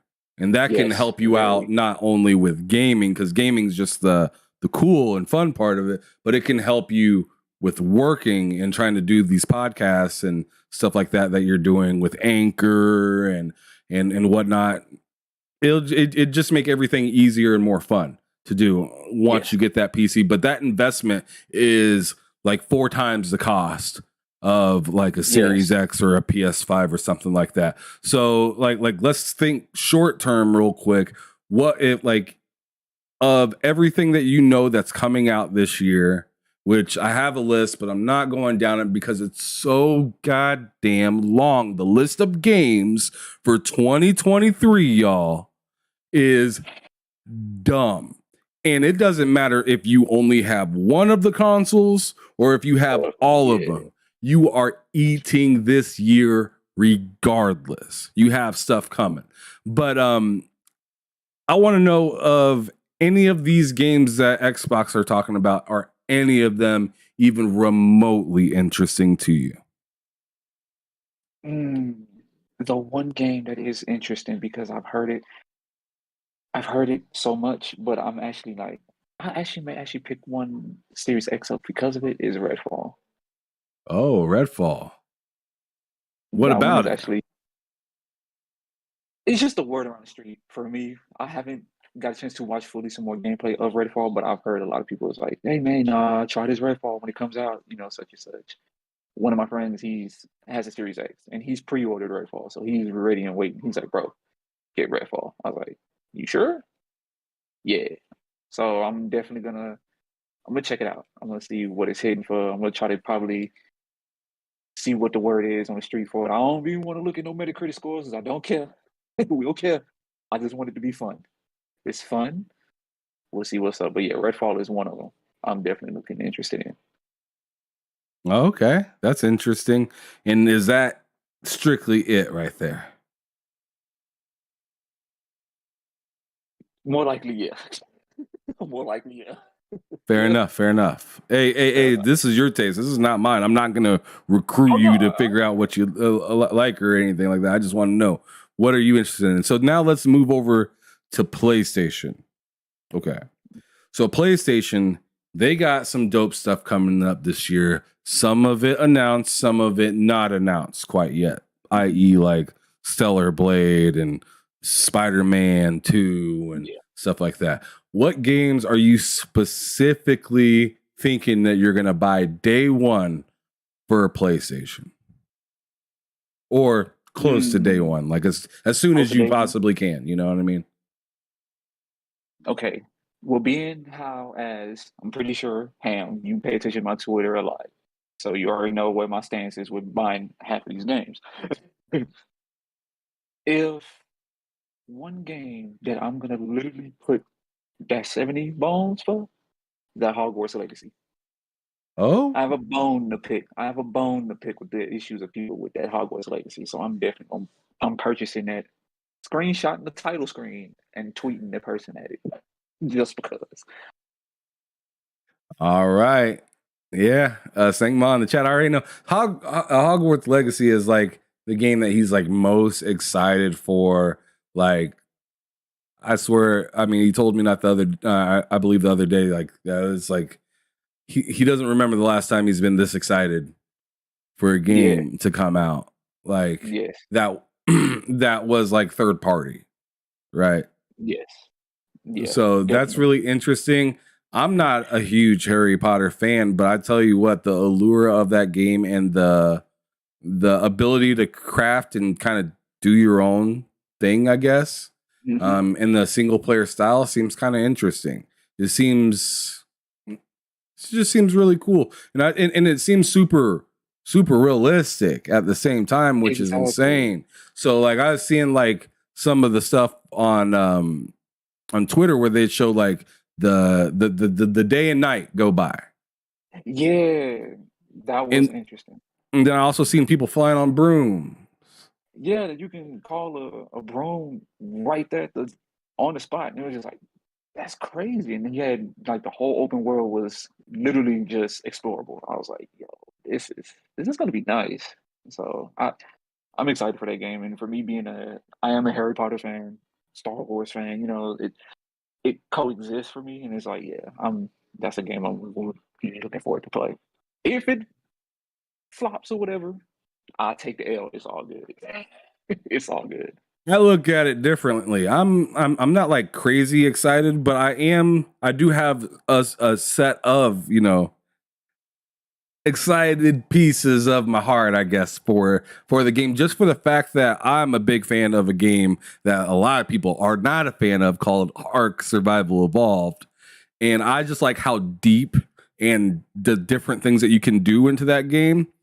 And it has a mix of decent movement and traversal and stuff like that. So if something like Hogwarts Legacy can give me the sense of I can get around quick and get a lot of stuff done and come back home and then go out and do it again and like build something of not only myself but something else, like a home or like other characters or, you know, an animal that you got or something like that, whatever. Like, that's dope on top of having a story, because that's the one thing that my game lacks, that I love Ark. It has no story. You basically you got Vin Diesel on that joint. That's probably why. So, you know, you got family. Oh, I got family, bro. I mean, yeah. And I got family that play it. My wife has, I've told people, I got like 135 days or something into that game. My wife has over 70 days in that game. And my wife's dad, that we got him this game a few years back for the holidays. He has like 115 days in Ark. And how? You want to know how? I'll tell you how. Because it's about family. I'm telling you. Why do you think Vin Diesel ended up putting 10K hours into the game and then got offered to help make the next one? It's because it was about family. And if he wasn't doing the Fast and Furious movie, a whole lot of shit. I'm telling you, this is dope. I'm excited. I'm excited for Hogwarts Legacy. I'm also excited for the game of the year that is Ark 2. That's coming. That's game of the year? It's game of the year, bruh. Excuse me, Spider-Man. Move out the way, Starfield. What you talking about, Zelda? Excuse me. It's about family. So family is going to come and elbow drop all them other ones? Man, Hogwarts finna get that tombstone from the Undertaker. Yo, that's crazy. Y'all hear this? Yeah. Clip this. I don't care. Clip it. We going back to this. Our Ark is taking it, because I tell you what, if you played, I don't know. I'm getting off subject. Goddamn, I'm going on a tangent. But anyways. Oh my God, let me get back to it. So let's talk about your podcast now. Yes, sir. Great, horrible segue right there. Horrible segue. But let's talk about your podcast and stuff like that. The high ground, right? The high ground. Yeah, the High Ground Podcast. Yes. Yeah, the High Ground. I was always wondering if I was saying that right, because I only see the name flash across my screen like once a week. Well, that's what we try to do. We try to keep it once a week. We don't try to do it every day. We're both busy. No. You're fine. I'm just saying I want to see some more advertising, so I can, share this stuff out. Let people know, Drey is out here, and you can and this is where you can find them. You know what I'm saying? I don't care if you tag me in it. Just let me know when you guys are advertise that, because I swear you can set up these spaces like a day or a few days prior. Advertise that joint. Let me know. Let me push you forward. I know other people would be more than happy to hit that retweet button for you, brother. Oh yeah, you know what? I'm glad you brought that up to me. I definitely will be doing that more often. That's another notch that I'll have to hit for this year. Like, no, keep pushing, just keep throwing it out there. It's hard too, because you have so many people that are doing spaces at this point, and a lot of people don't like spaces. And I get that, and I understand it, because spaces can get kind of toxic. But for me and my co-host, Brother Sunflower, we try to make it, You know how we're talking here? We try to keep it like that.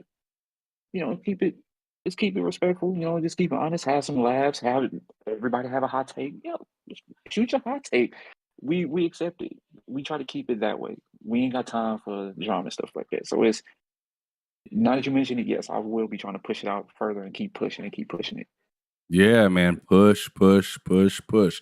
But yeah. Let's go on ahead and ask a few questions about like how you even got into podcasting, and even, like what about it kind of allured you forward? Like, where did you come from in this sense of, making content?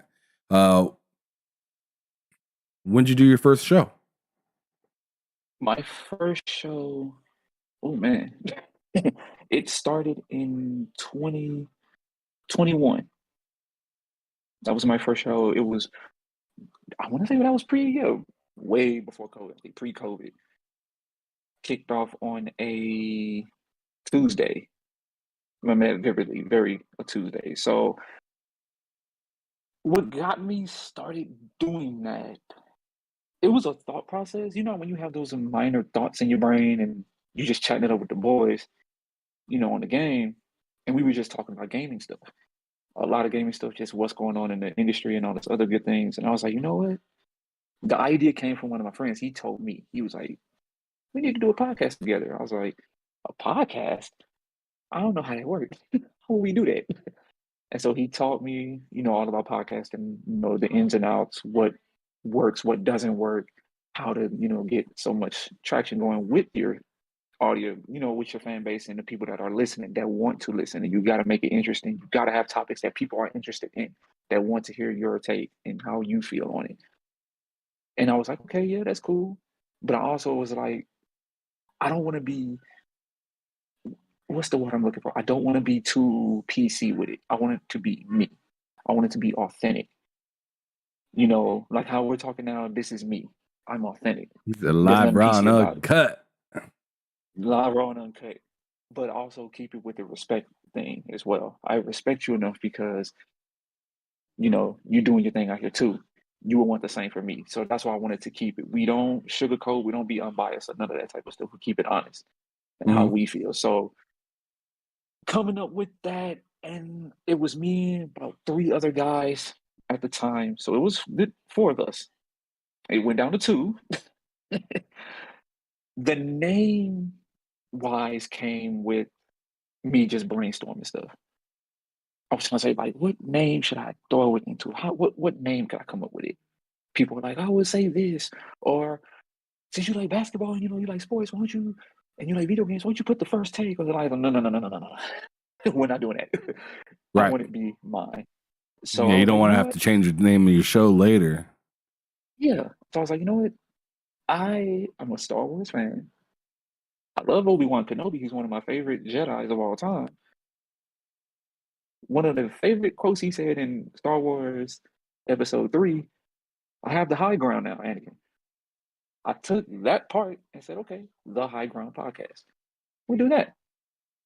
I pitched it to my homies. They were like, we like that. That's a good name. And we stuck with it. We did it for all of 2021. I recently stopped a year in 2022. COVID happened. A lot of things were going on. Personal issues hit.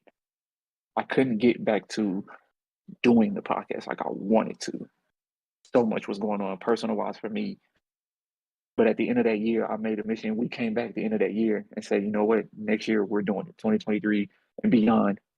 We're pushing faster and we're going to push this sucker out. Okay. All right. So now that you're working with that, what do you have that's separate between that and Anchor? So like Anchor is what in comparison to the Twitter show that you have? So the Twitter show, we decided to do that because we wanted to be, a live broadcast of that on Twitter, in Twitter Spaces. So everybody could come in. We let everybody come up and speak. They can listen to us right then and there instead of, sometimes with as far as like Anchor and Apple Podcasts, it's an audio form. So you can pause it, you can listen to it whenever you have a chance to, and that's cool. But we also wanted to do one where you can hear us right then and there. Because I felt at the time they hear us, but they only hearing us only just one part. Let's see if we can expand a little further.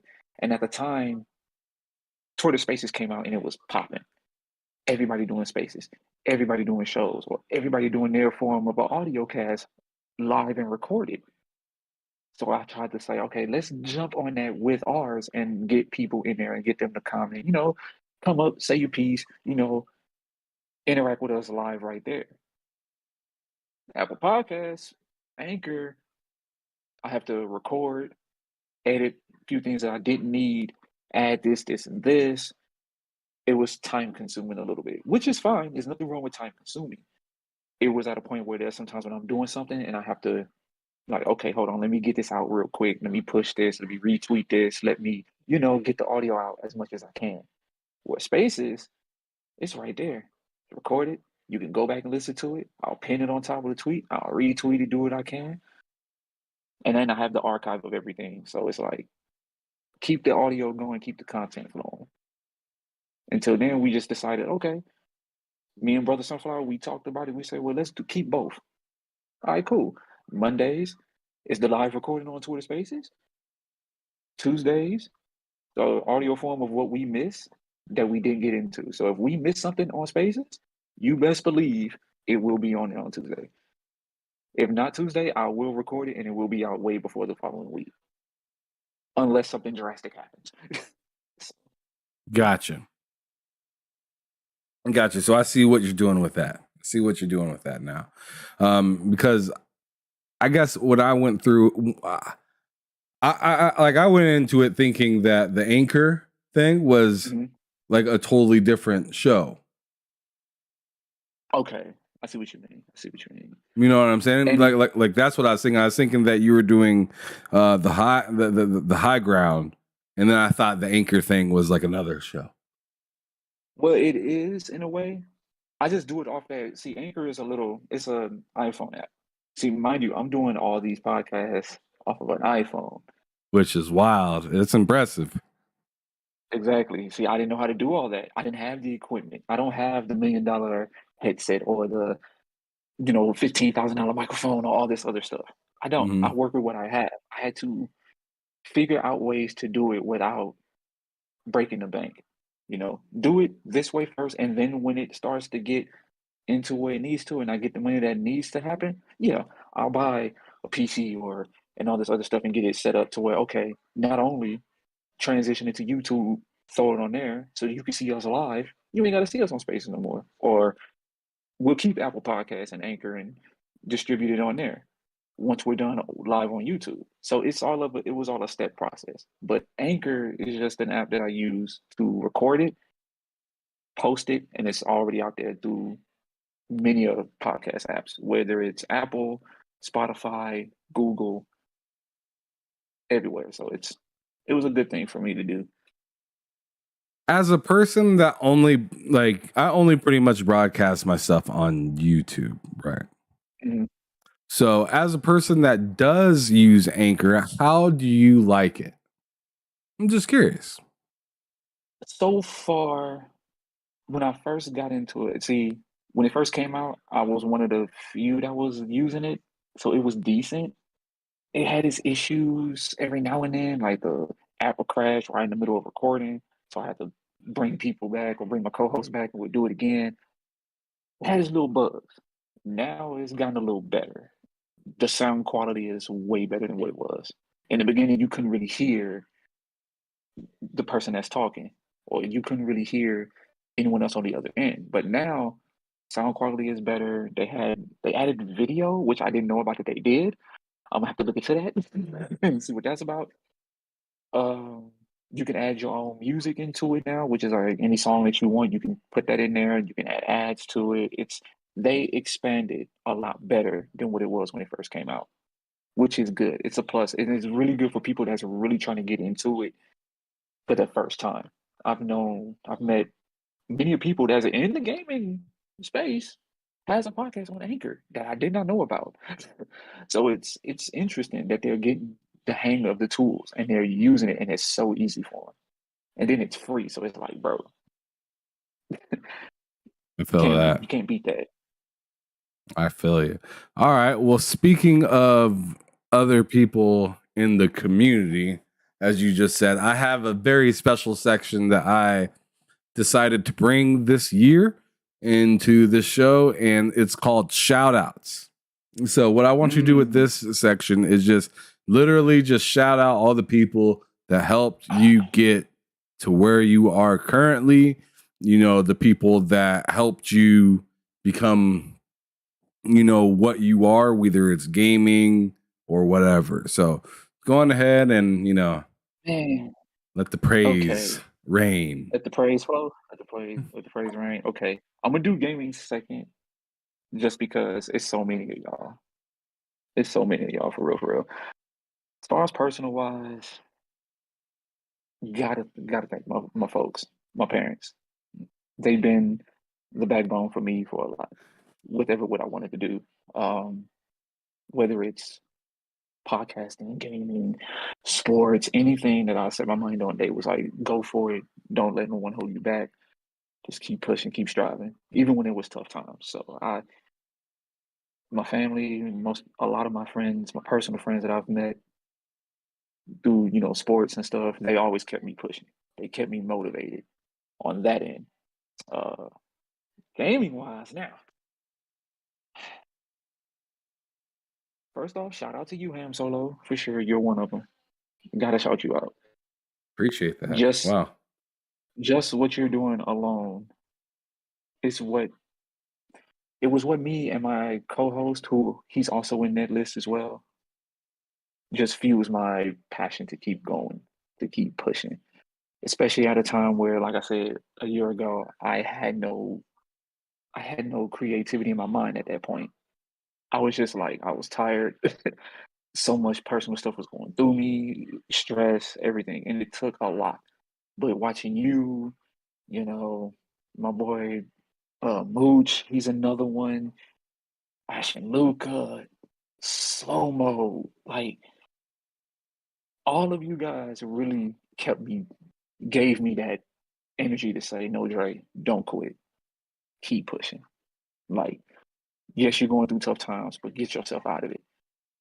So it's like, yes, definitely shout out to you, Ashanuka. Like again, Slow Mo. Mooch is one of the dudes that I'm like, yo, he has an amazing podcast. You do too as well, that you guys do. You guys are amazing. I do not understand. It's like y'all inspire me. Literally, that's what that is. Because without you guys, I wouldn't be able to do this.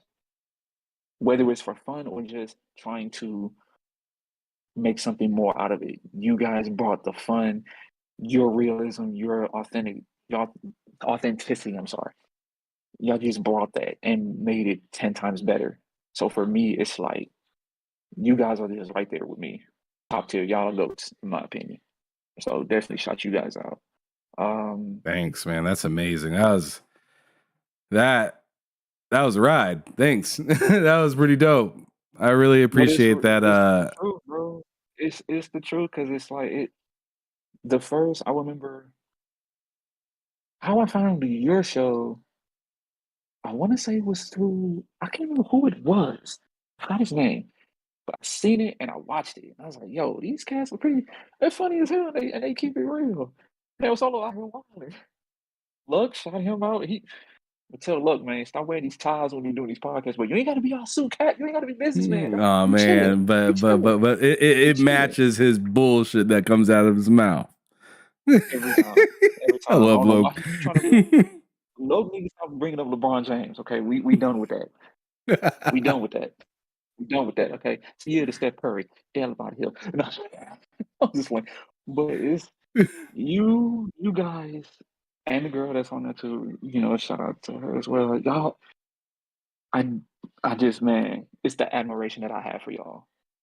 What it goes with everybody. Like even in the gaming space that I see on Twitter, the content that y'all post, the content that y'all do, it inspires me.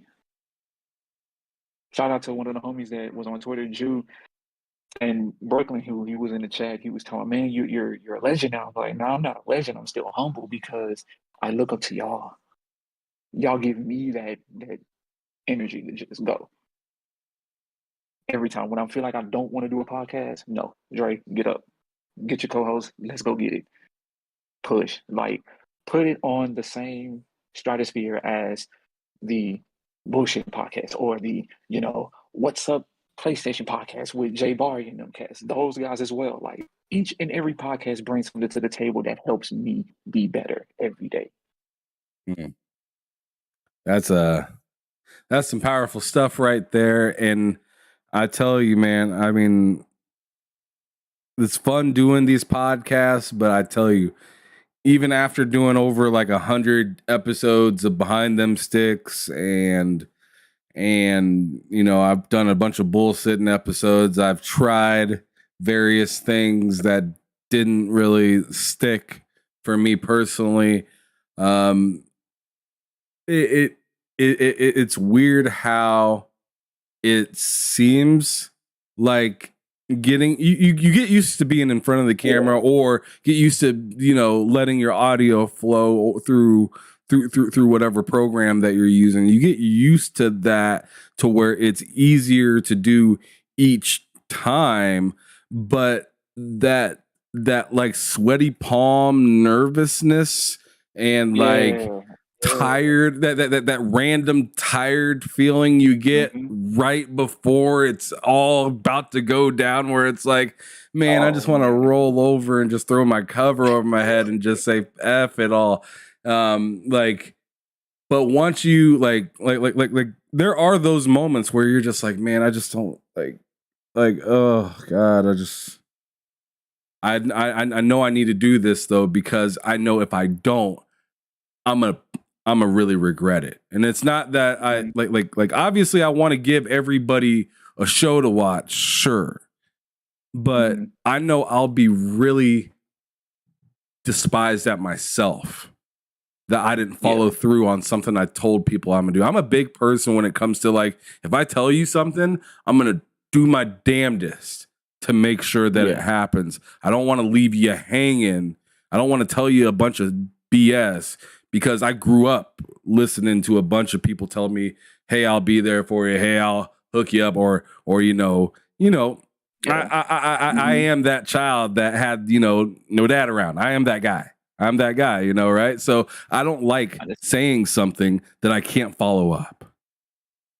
I agree. Right. So whenever I see myself, like just yesterday, I had this I had that podcast. I was by myself, remember? Right? Yeah, I remember.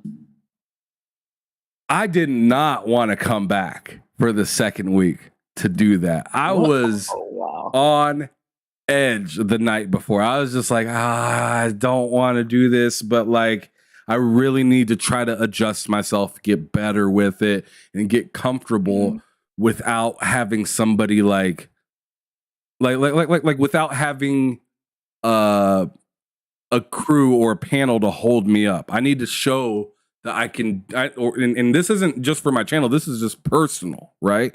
I need to prove to myself that I can hold my own if I'm by myself. I can keep things moving if I'm by myself. What if Loke decides to quit one day? I cannot, like, I don't think he'll do that. I think I think he's in it for the long run. But what if Loke decides to quit? What if Cozy splits? I need to like what if, like, for whatever reason I say one bad thing and I'm just like the worst person in everybody's eyes?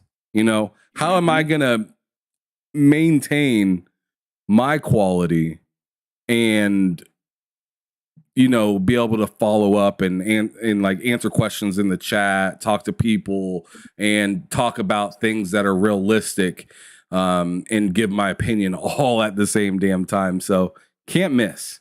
Like it doesn't get easier in the sense of like motivation sometimes, but I mean, you hope in the future it does, right? You hope in the future that you're like, oh man, this is wild. This is like, the payback. But I mean, you can say it yourself. I mean, as somebody that goes to the gym quite a bit, there's some times you wake up and you're just like, man, I don't want to. I don't want to get in the car right now.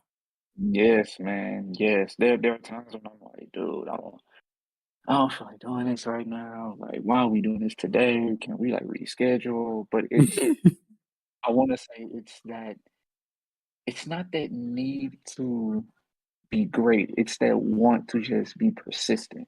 Like, I remember a good friend, shout out to Smitty.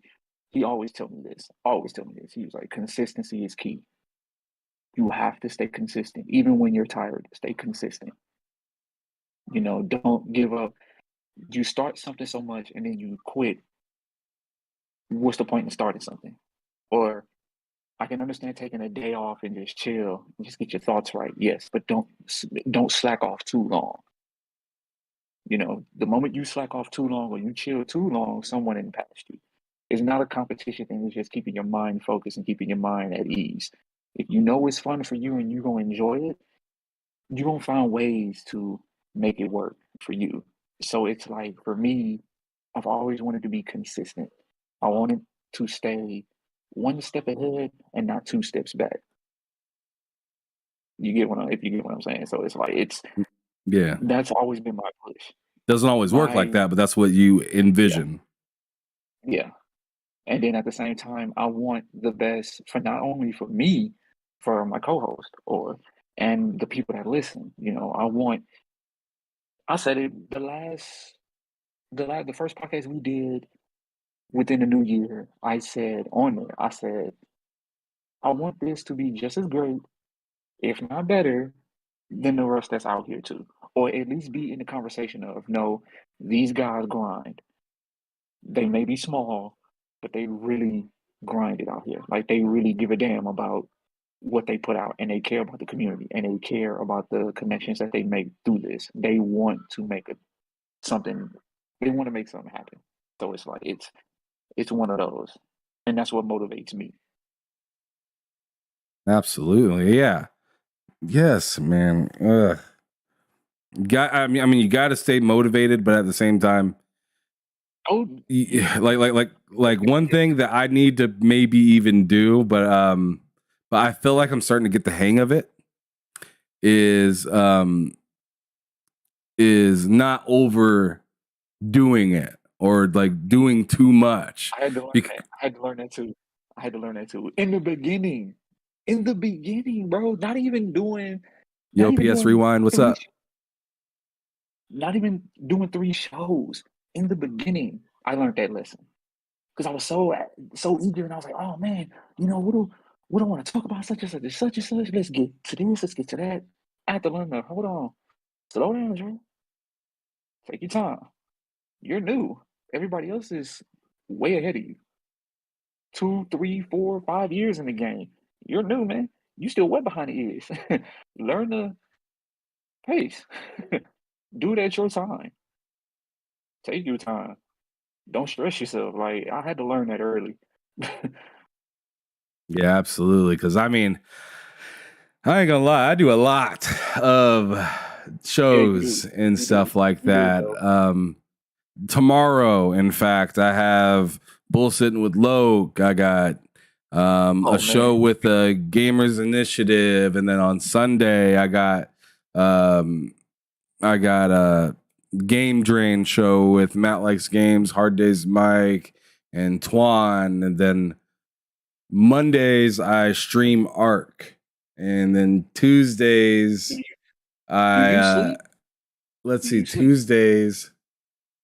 Tuesdays I have the lowdown with Loke, and then Wednesday I'm not sure. I think I'm gonna try to make that a day off. You need to, sleep, bro. Like, sleep. Don't do nothing. Don't even get up. Just lay in your bed, watch TV, whatever's on. Don't get up. Just don't get up, bro. Just chill. If I even see you press record, I'm literally gonna hit you up and say, "What the hell are you doing?" Like, I'm telling you, man, it's like a weird kind of.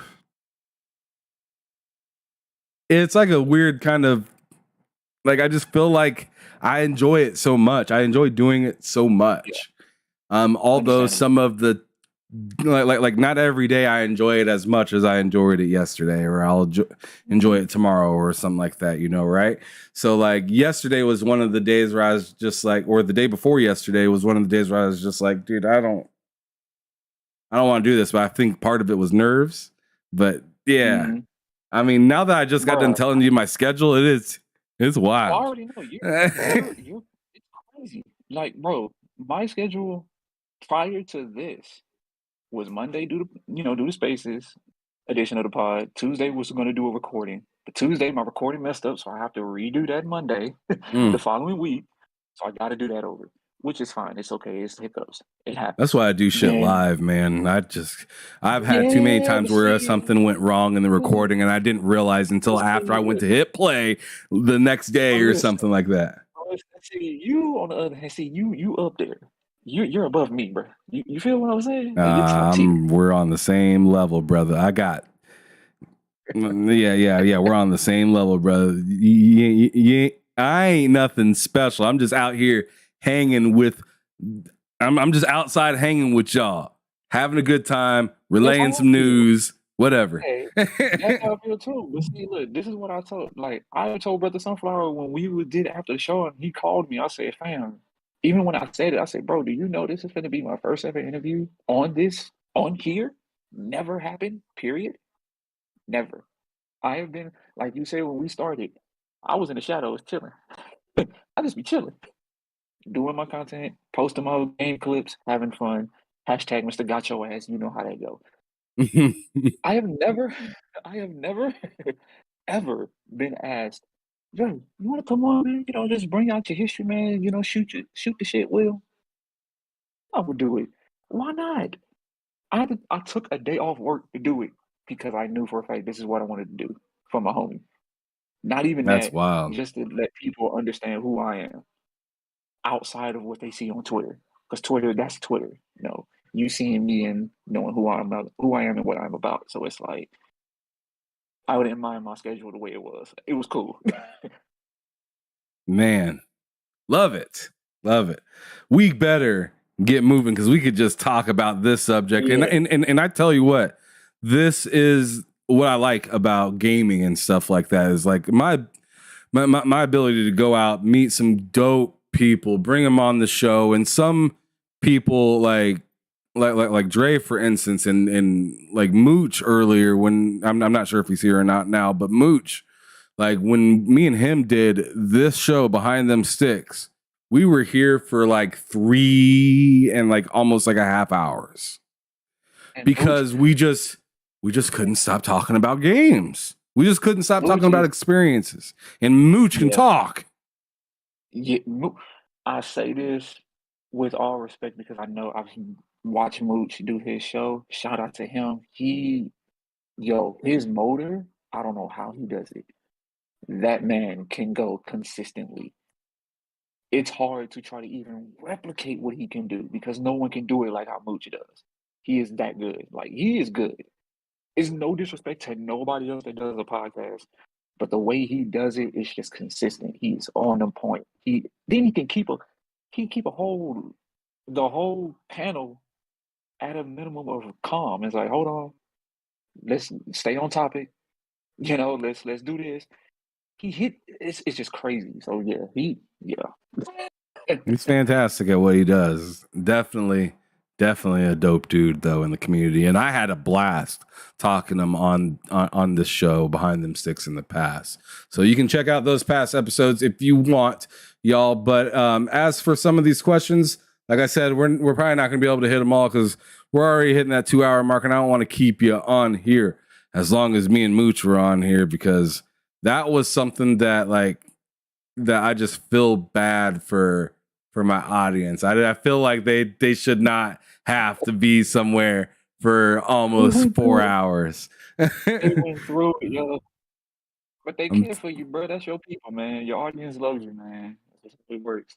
Well, I appreciate them 100%. If you guys are here, make sure you hit that like button. If you've never been here before, hit that subscribe button. I'd love to have you back, possibly even on the show, because I talk to all sorts of different people. It doesn't matter if you're crazy high in the industry or you're making games or you're, you know, a news person that, you know, writes articles, or if you're just a regular gamer. Like I talk, if you look at the 100+ people that I've talked to in the past, you're gonna see a variety of people that go from making games to people that are just kickback cool people of the community. So that's what's up. Dragonheart Yobi, stoked to have you here, brother. Thank you so much for stopping in. Really good to see you this evening, brother. But I need to know something like, what's a game that you refuse, or not a game, but a genre that you refuse or really don't like jumping in? Man, I know somebody gonna go, oh yeah, they're gonna put a foot in my ass on Twitter later this week or next week. I tried to jump in Souls games. I've tried. I can't. So like Elden Ring, not for you? Mm-mm. So yeah, I mean that's like the most accessible one. So if you can't get into that one, like Demon Souls feels like you're trying to make your way out of a box. Like it's just tight. Demon Souls is real tight. Demon Souls is I've had people try to get me into playing it. Like I remember once, who was it? One of my friends tried to get me to play Bloodborne. I tried. I can't. It's just not. I can't do it. If you're a Souls player, you have the best mindset of just patience. My patience is thin with that game. I can't. You know, it's facts. No, I refuse. So the people that play, you know, Bloodborne or Demon Souls, Elden Ring, and y'all are legends. Salute. Never again. Never again. Yep. I'm actually right there with you. Even though I beat Elden Ring and I really enjoyed that game, I went and downloaded Demon Souls onto my PS5 right after that and played it for like 2 hours. And I was like, I am not playing this. I'm good.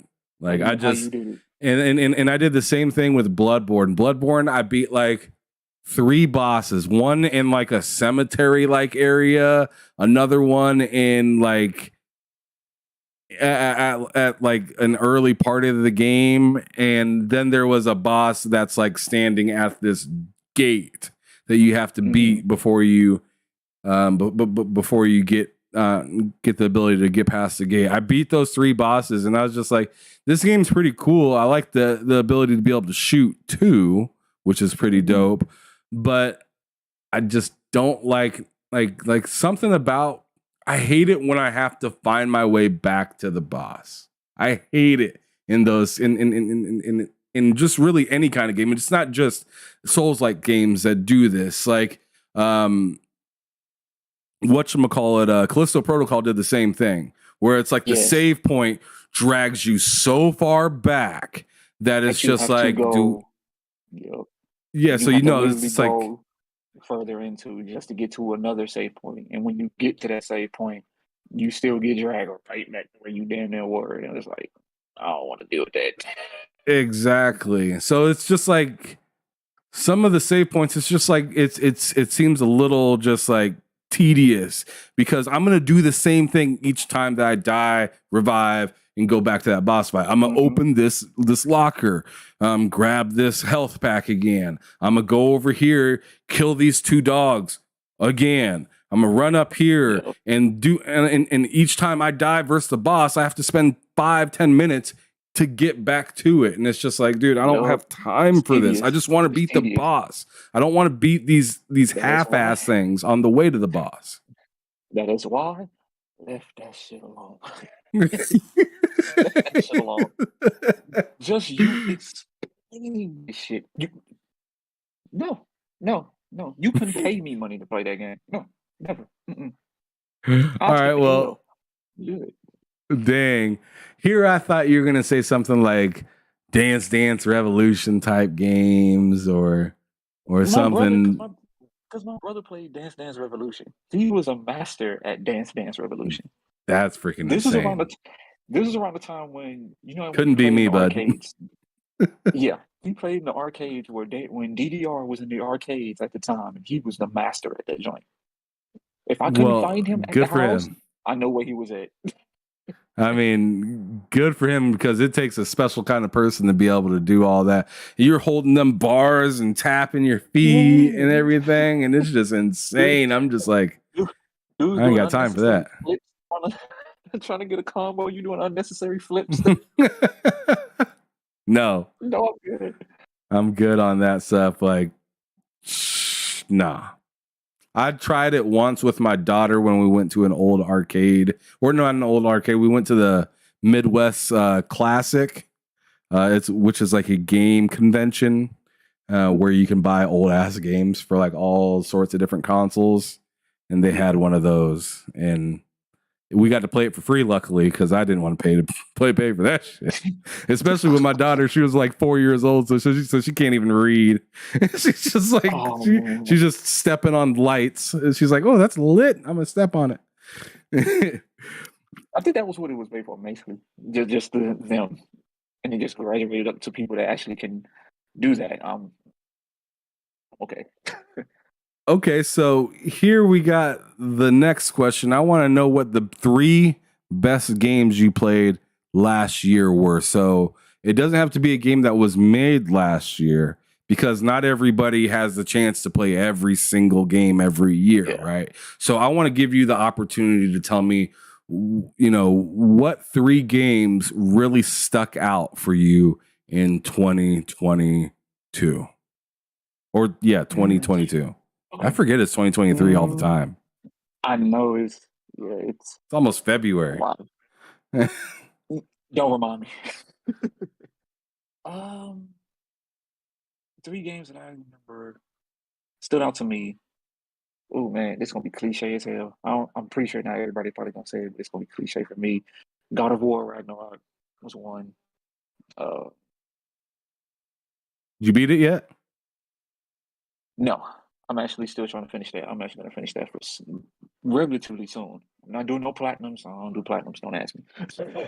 Don't ask me now because I'm not. God of War Ragnarok. Man, I want to say, what was another one? I want to say Returnal. Returnal is another one. Okay. I didn't, and up to God on this one, Need for Speed. Unbound? Yes, the recent one, yes, Unbound. Unbound is fire. It is a good time. It is a really good time. Yeah. The end to me was lackluster and kind of cheesy, but If you notice, if you can catch that part, I think I clipped it and posted on Twitter when your boy described Vin Diesel's family quote. It was cheesy, but it was funny as hell. The weirdest part of that game was the credits. Oh yeah, I don't know. I guess they were interviewing A$AP Rocky, and I guess he was describing. I guess he was getting to his spill or whatever. I just like. It was funny. My buddy Matt Likes Game said it best. It's like somebody just gave him a microphone and just said, "Just talk, for like 20 minutes. Just talk about whatever. Talk about your crew. Talk about how you came up. Talk about just ask yourself questions and answer them." That's literally what he did for 20 minutes of the whole credits. I had to literally keep tapping the button like, bro, like skip, please skip, just skip. The credits were something in that game, something I've never seen before. But all right, so those are the 3 games: Need for Speed, God of War, and Returnal. What game are you most excited for this year? You already kind of answered that earlier with Hogwarts, right? Yeah. But if you were, but so let me make this question crazy then. What would be the most exciting game for just one of the 3 consoles, like this year, that you would suggest to somebody to play? So let's say you walk up to somebody that they love Xbox, PlayStation, and the Switch equally, which is like impossible, right? In my opinion, that's something that's like impossible. But like, which one would you say, yo, get this game right here? And I'm gonna take out third party. It has to be first party. So you can't say Hogwarts. Motherfucker. Loaded question. It's a loaded question. It's a bad faith question. Oh man. Okay, so outside of Hogwarts, PlayStation, I'm not gonna definitely gotta get Spider-Man 2 for sure. Oh, well, I was gonna say Forspoken, but people got mixed reviews on Forspoken. And I'm the one that's Dude, I promoting it wouldn't. and that's coming out. So exactly. You see what I'm saying? You see what I'm No. saying? That's why I said Spider-Man 2. That's why I say Spider-Man 2. I just Get don't that one. trust Square Enix. I just don't with any like I trust Square Enix when it comes to Final Fantasy. But I'm not a big Final Fantasy fan. But I know that they're gonna hit the nail on the head with the fans. So I'm happy for them on that point. But when it comes to something other than Final Fantasy from Square Enix, I get nervous. Okay. I just get a little nervous on like how they're gonna present this game properly. And I mean, I don't know, like Forspoken isn't my jam so far just because I don't know, it just felt weird playing it. I mean, that's the best answer I could really give you. And like I hope you enjoy it. I hope you enjoy it, but I It's just understandable. like It's switching understandable. the magics felt a little weird, felt a little like slow in the middle of a fast combat. But it was like, I'm not. I know. I understand. That's why I was like, I would say that, but no, go when Spider-Man 2 drops, get that joint for sure. The combat in that game in Forspoken is pretty cool, though. I can't cap and say it ain't. It's pretty cool. Nice. The combat is dope.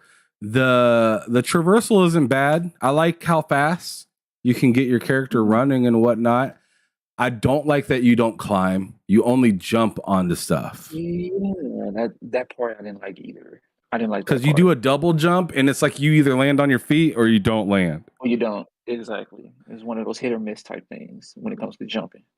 So I thought that was, but maybe that might be something that you upgrade later in the game. Like you might get a surge where you jump up really high or something like that. I hope so. No, I sure hope so. Because if not, it's going to be some problems. So let me put it this way: this isn't a don't play game to me. This is an on sale game for me.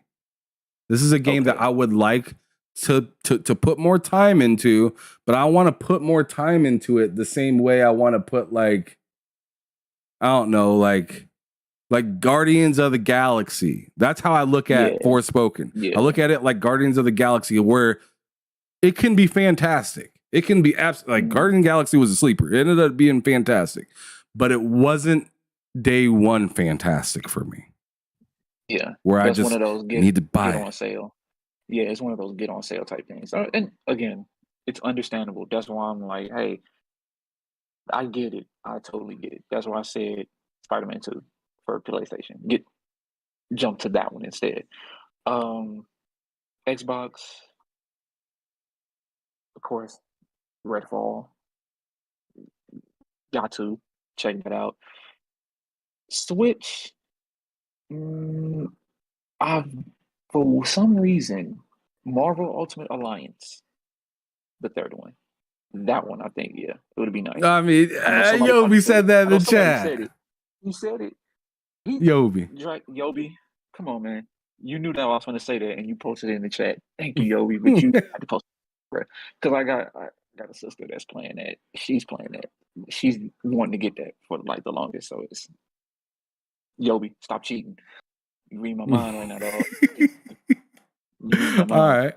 right. So cool. Gotcha on that. So let's go on ahead and figure out what two games from the way back. I want you to think about your OG PlayStation 2, maybe even something that you never got to play. So maybe before even the PlayStation, like, but you did say you had Super Nintendo and stuff like that. So let's think of possibly some games around that time, because I'm going to ask you about dead IP. Which two games would you like to bring into the new generation if you can give them triple A wipe down? That's a good one. This one's gonna be the tough one. This was the question I was afraid of. I ain't gonna lie. You know, I want. Maybe this is just me because I'm such a sucker for first-person shooters. With COD and stuff. I want a SOCOM.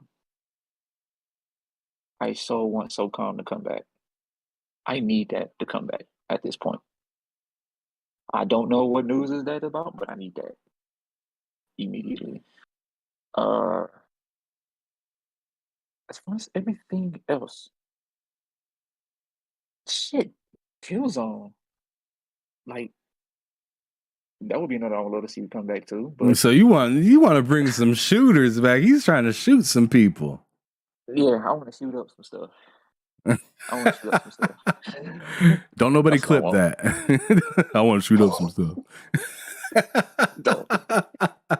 No, don't do that to him. All right. But all right. So what at all, if anything, frustrates you at all about gaming as a whole?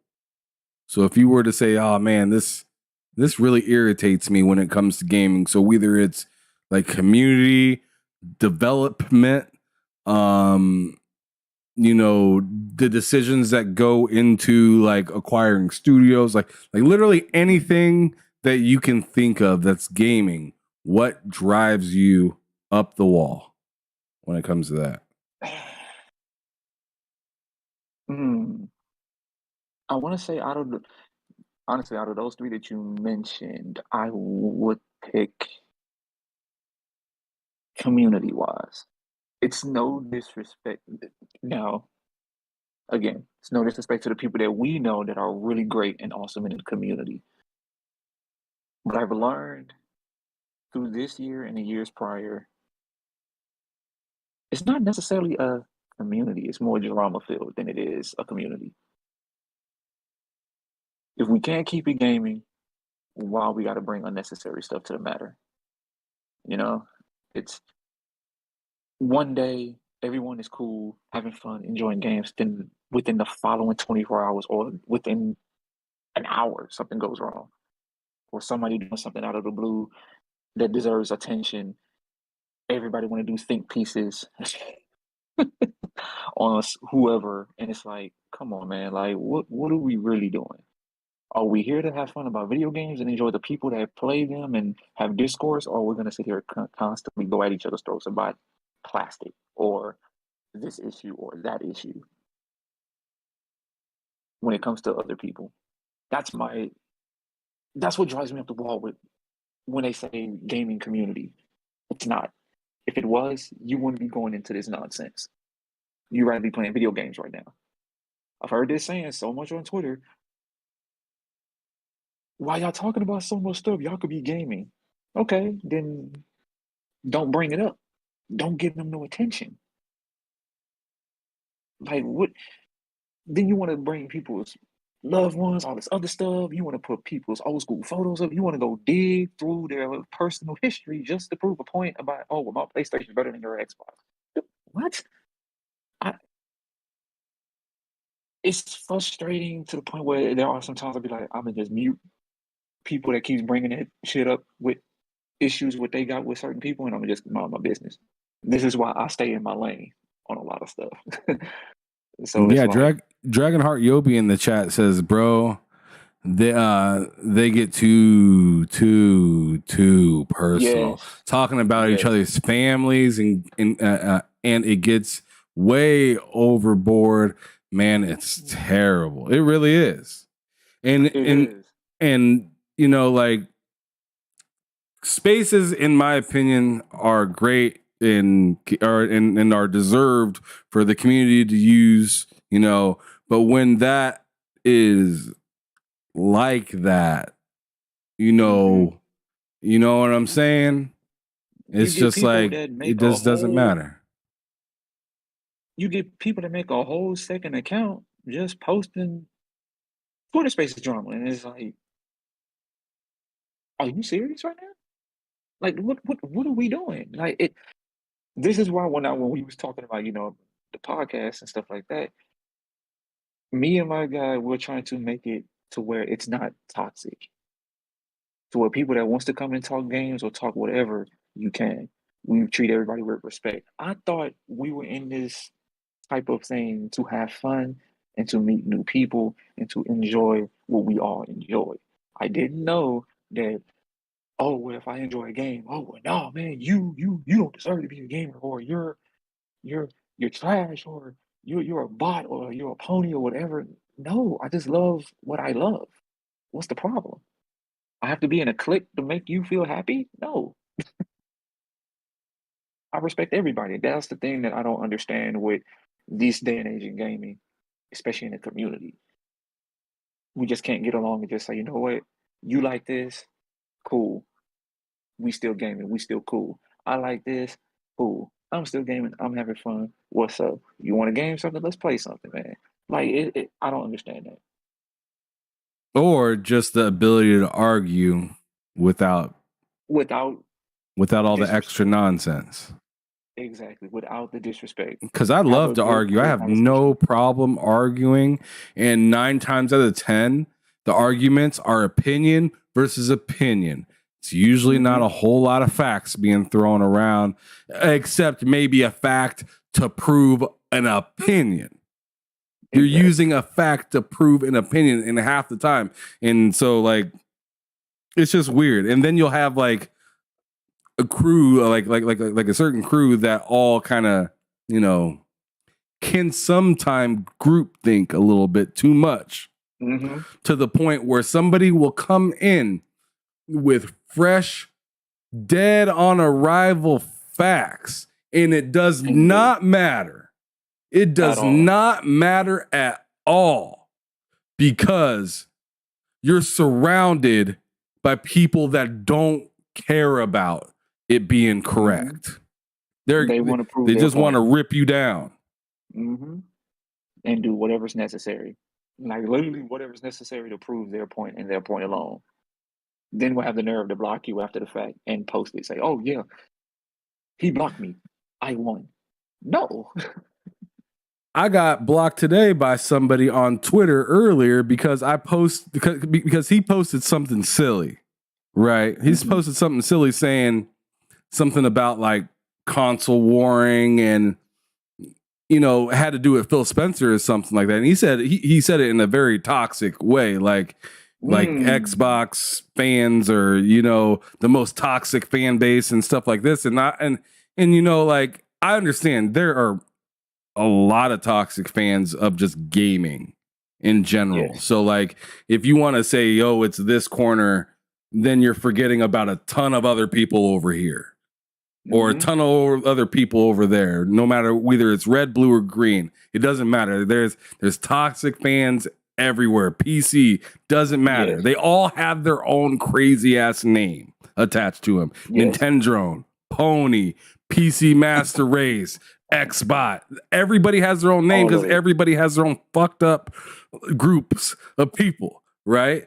So, like, I said back to him, like, after he said like that toxic stuff, I was just like, because he was talking about Phil Spencer, like, you know, trying to be like good when the Xbox community is the most toxic of all the communities. And I was just like, you're calling somebody toxic while being toxic. Exactly. I told that like that's all I said in the thing. And then I got a little excited, you know, I was laughing because a bunch of the people were like liking it and whatnot. So I just retweeted his post and put my post above it, like just in a picture.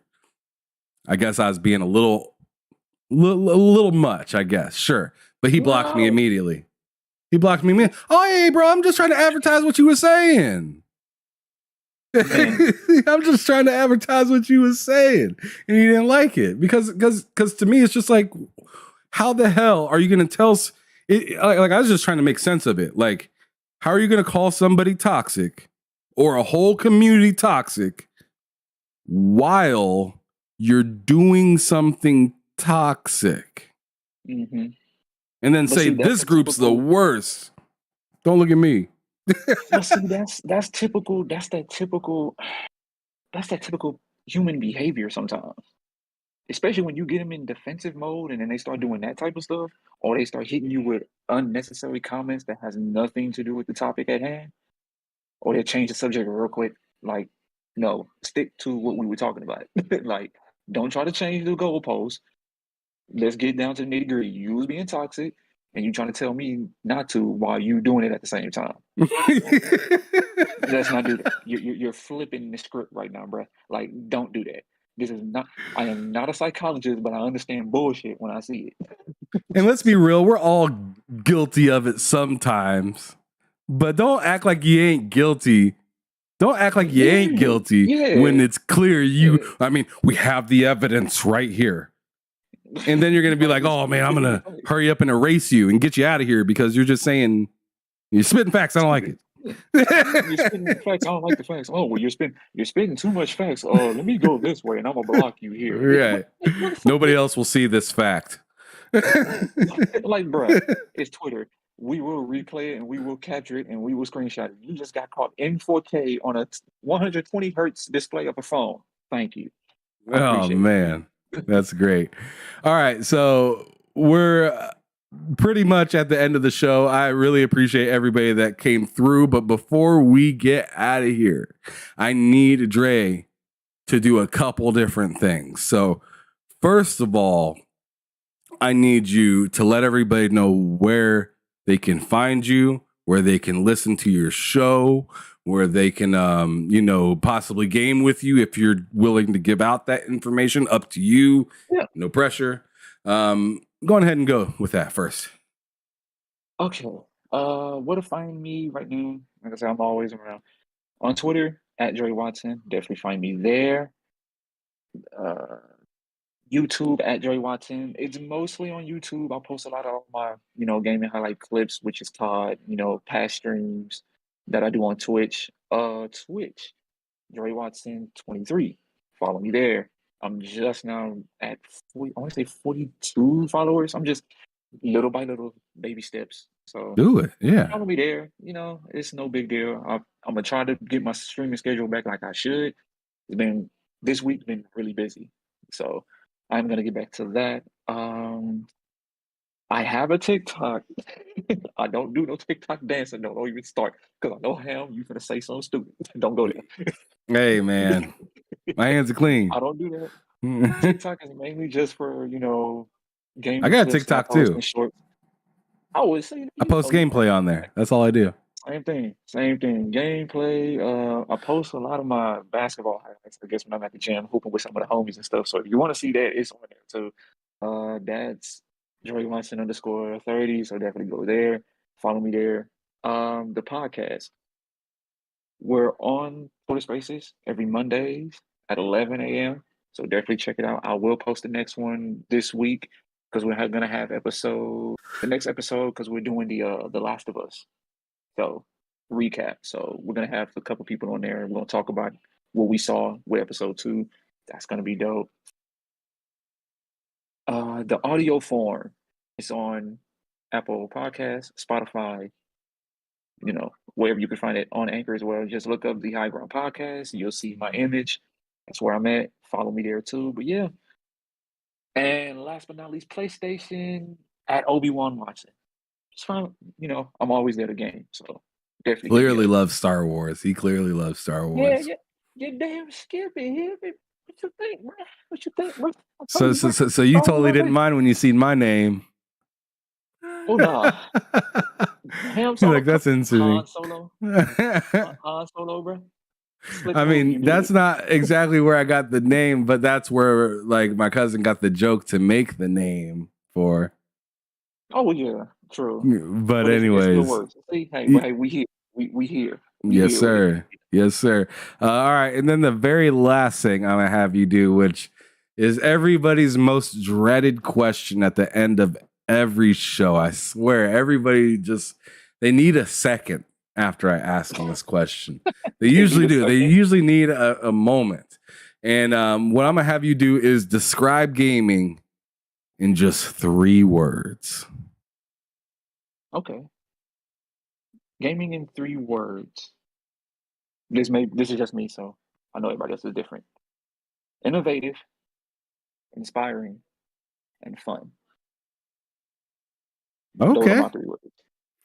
Innovating, inspiring, or innovative, inspiring, and fun.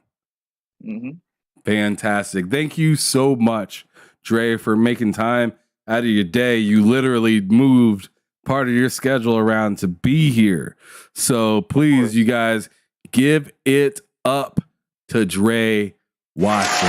Dope dude within the gaming community. Absolutely enjoyed having him on the show this evening. You guys make sure you hit that like button if you haven't already. If you're new to the channel and you're watching the playback or you're watching right now, go on ahead and hit that subscribe button. I'd love to see you come back here, whether you're talking in the chat or you're just kicking back, watching it and doing your thing, listening to us or whatever. But anyways, it was a fantastic show. Make sure you show up this or tomorrow because we're doing bullsitting with me, Loke, Cozy, and possibly Sourbow. I still need to get a hold of him and try to get him onto the show. But it might just be me, Loke, and Cozy. I'm not exactly sure. So it is what it is. But anyways, and then next Tuesday, as you know, we do the lowdown each Tuesday, talk about games that that are either coming out or in the works and all that stuff like that. Just a little bit of news. Last week got onto a tirade because this last Tuesday got into a tirade because Loke and I just could not stop talking about the people hating on Hogwarts Legacy. It's freaking ridiculous.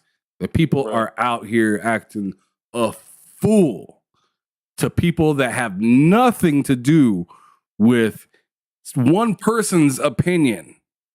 But you see what that's about to be. But you see what that's about to be, right? That game's going to make some money. Oh yeah, they're advertising it for free. Yeah, it's coming out 3 different times. It's the same thing. Yeah, it's coming out for the Series X, PS5, and PC. Then it's coming out again later for the PS4 and Xbox One, and then it's coming out again later for the Switch. So it has 3 release windows in this year, which is crazy. It is insane. They're rolling that out real smooth. They're making people want to just jump to the next generation. I like what they're kind of the way that they're kind of rolling this out. Even though I'm sure those people that have a PS4, Xbox One, or even the Switch are just like, this is some bull. I mean, it's just how it is. It's how business is done. Sometimes it just is what it is. I'm cool with it. Absolutely, though. But yeah, thank you so much for coming here. It was a pleasure having you. Thank you, everybody in the chat. You guys, you know what to do. As I always say at the end of every episode, make sure that you're keeping it gaming or you're keeping it moving. Peace out, y'all. Welcome to the Behind Them Sticks podcast, brought to you by TSWS Gaming.